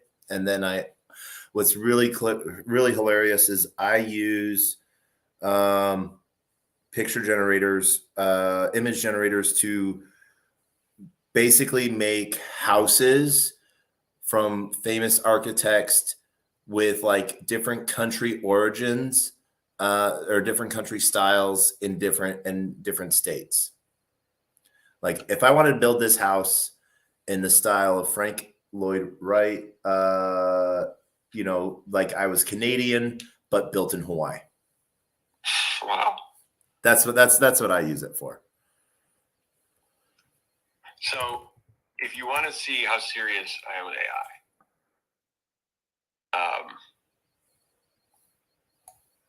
I'm gonna. Are you like a plus subscriber? No. Sometime I'm probably going to do that next month, just because I hate getting rid of like running out of credits. But yeah. Yeah, it's wait. There's credits For if you're a non-paid user, you have there are credits, because I thought that was just GPT 3.5 Turbo. that might be what I'm using then. Is it like the purple icon? Hold on, let me go to Brave. Oh, you're not. Wait, what? I'm not using the app in iPhone. Oh, you should do that. Yeah. Because like I don't think you run out of normal tokens. Okay. Oh wait, no, that's with Dolly that I'm using credits. With another third party is because they're paying for their tokens, so they have to limit you unless you pay. Boom. Yeah. No. Green. Okay. Yeah. Well, yeah. Then you won't be able to use my plugin, but because I was going to have you, I was going to give you a link that would. Well, here, I'll just show you. I'll DM you. I just sent you the Eventbrite link for the BBS. Thank you. Yeah. How many people are going? 800 to 1,500 maybe is what they are promoting the event as. There you go. I just DM'd you. All right, and then I'm just sending you the website for BBS. Got it. All right. You can ask GPT about rug pulls, and it knows. If you ask yours about how many rug pulls there have been, Yeah. the past week and month and day, it won't be able to answer you. Okay. So this is only possible because of my plugin. So I'm an approved developer on OpenAI's plugin developers portal. Yeah. There's only like 70 of us. I had to KYC for approved researcher influencer. Oh, okay. Yeah, because you're not a researcher in the sense that, or are you, that you get access to the unlocked builds? I get pushes for new things. I just use it, as it's given to me. Both between ChatGPT and then Google's what they call it Bard now, but it was the test kitchen. Well, we need to talk more about that, but so there's you get invited to a private plugin store devs group, and there's only 66 when I signed up. Okay. Everything that is developed in the plugin store is developed by 60-ish. Well, let's say only half, maybe 100. No, I think all of them have one member, and so it's 66 or fewer companies. That's really early. I sent you the screenshot. Yeah, saw that. That's absurdly early. I didn't know that I'm part of such a small club. But anyway, it's only possible, the RugRunner integration, because of that app, that plugin, I should say. Nice. Do. Oh, what was my password? And eventually, you'll be able to just ask GPT, because of my plugin, does this wallet look sus? And give it a wallet address, and it will examine it deeply. It won't require us, so you won't need to use a service on us. It will be born on AI's shoulders. All right. Yeah, I'll have to dig into this, see where I'm at. I don't, right now I know I'm not. I follow the mantra: a closed mouth does not get fed. So I usually ask for everything and take what I'm given.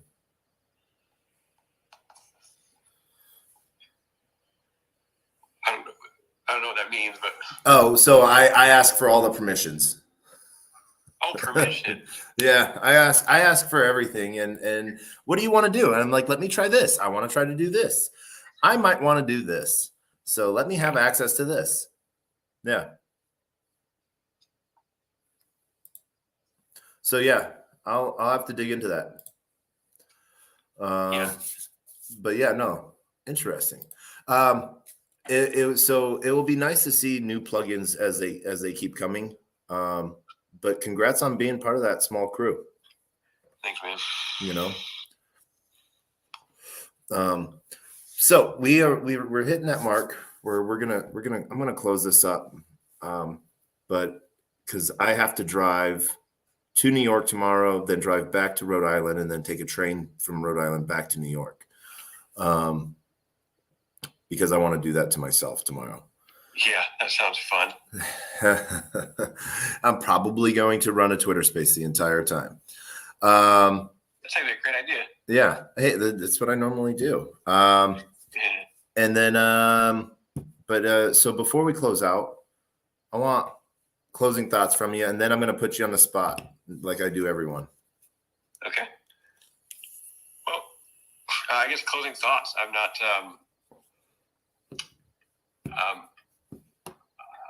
I'm very, very bullish on AI, and I hope that everybody who listens to this will try it and not write it off. You will get bad results if you are going with a bad attitude. It's very reflective. So if you're just like, oh, write me a story about birds, it's going to not be good.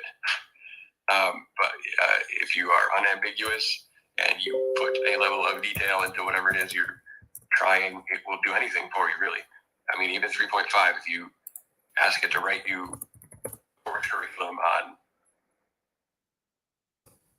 writing Java code, like if you just start high level framework wise and have it build it out into details over the course of several chats, it's a conversation, then it will teach you. You can teach yourself a college level course. Yeah. Or any level. So try it immediately. Don't wait. Yeah, no, it's one of those things where if people have been waiting so far, then they've been using it and not knowing it. You know, anyone that's using search engines these days, it's getting integrated into a lot of different things. I'm bullish on the AI for the simple fact people are afraid of it because they think some of the statements that they're afraid of it is that they're giving out more personal information. I'm like, you have a phone, and if you give it a single, like, so I didn't denounce a project the other day, but I like stopped being part of that project, actively being part of that community, because they had upgraded something to where to join part of their community, one of their updates was, authorizing Twitter and stuff like that. And, all of the permissions that I would have had to have given up, basically given them control of my Twitter account. People, make sure you check your Twitter accounts and the apps that you authorize and see, you want basic, apps that just can read and write if you trust them. And writing means starting a post for you. But if they can do more than that, have some worries about that. But Josh, no, thanks for talking, man. I do love listening to you, and so I like it when you get on your soapbox and you go off for a minute. Thanks, man. So, but I want to talk more gaming with you, one day, just because gaming is what got me outside of Bitcoin, got me into Web3. You talk about what your first rug was. My first rug was a rock. So, yeah. I want to know about that. I want to hear that story. You're gonna get off. Yeah. But it was so yeah. Short story, I got catfished and let myself get catfished. That's the short of it. Yeah. that's it was just me being dumb. Talking about stuff and not doing it yourself is sometimes the dumbest things we do. Yeah, I mean, it's basically a long con, which is how I got to. I mean, it was a rug, but Emacs thing, the way I got taken for so much was because I was like very close with them. There was like a personal element. So I was like talking to Russ Davis, right? Like that's how they got me for so much. But yeah, con artists will con. Yeah. Hey, they look at the multiple moves ahead. All right, so now I'm going to put you on the spot. Yeah. 10 seconds, words of wisdom. Trust the process. All right. And we end every episode with my words of wisdom. A closed mouth cannot be fed, and you cannot feed a closed mouth, meaning if no one knows you're looking for opportunity, no one can help you. And if opportunity comes a knocking and you're not ready for it, it's going to pass you by. And since you're up on stage, you get to help me with the best joke on the face of the planet, Josh. This is how we have ended every single episode, 284 of them, plus all the side shows. Are you ready for the best joke on the face of the planet? Okay, I'm going to make one, or I'm going to listen to yours? You're going to help me with mine. Okay. Same joke. We've done this same joke. We've done it live on stage. We have done it every single episode. Knock, knock. Who's there?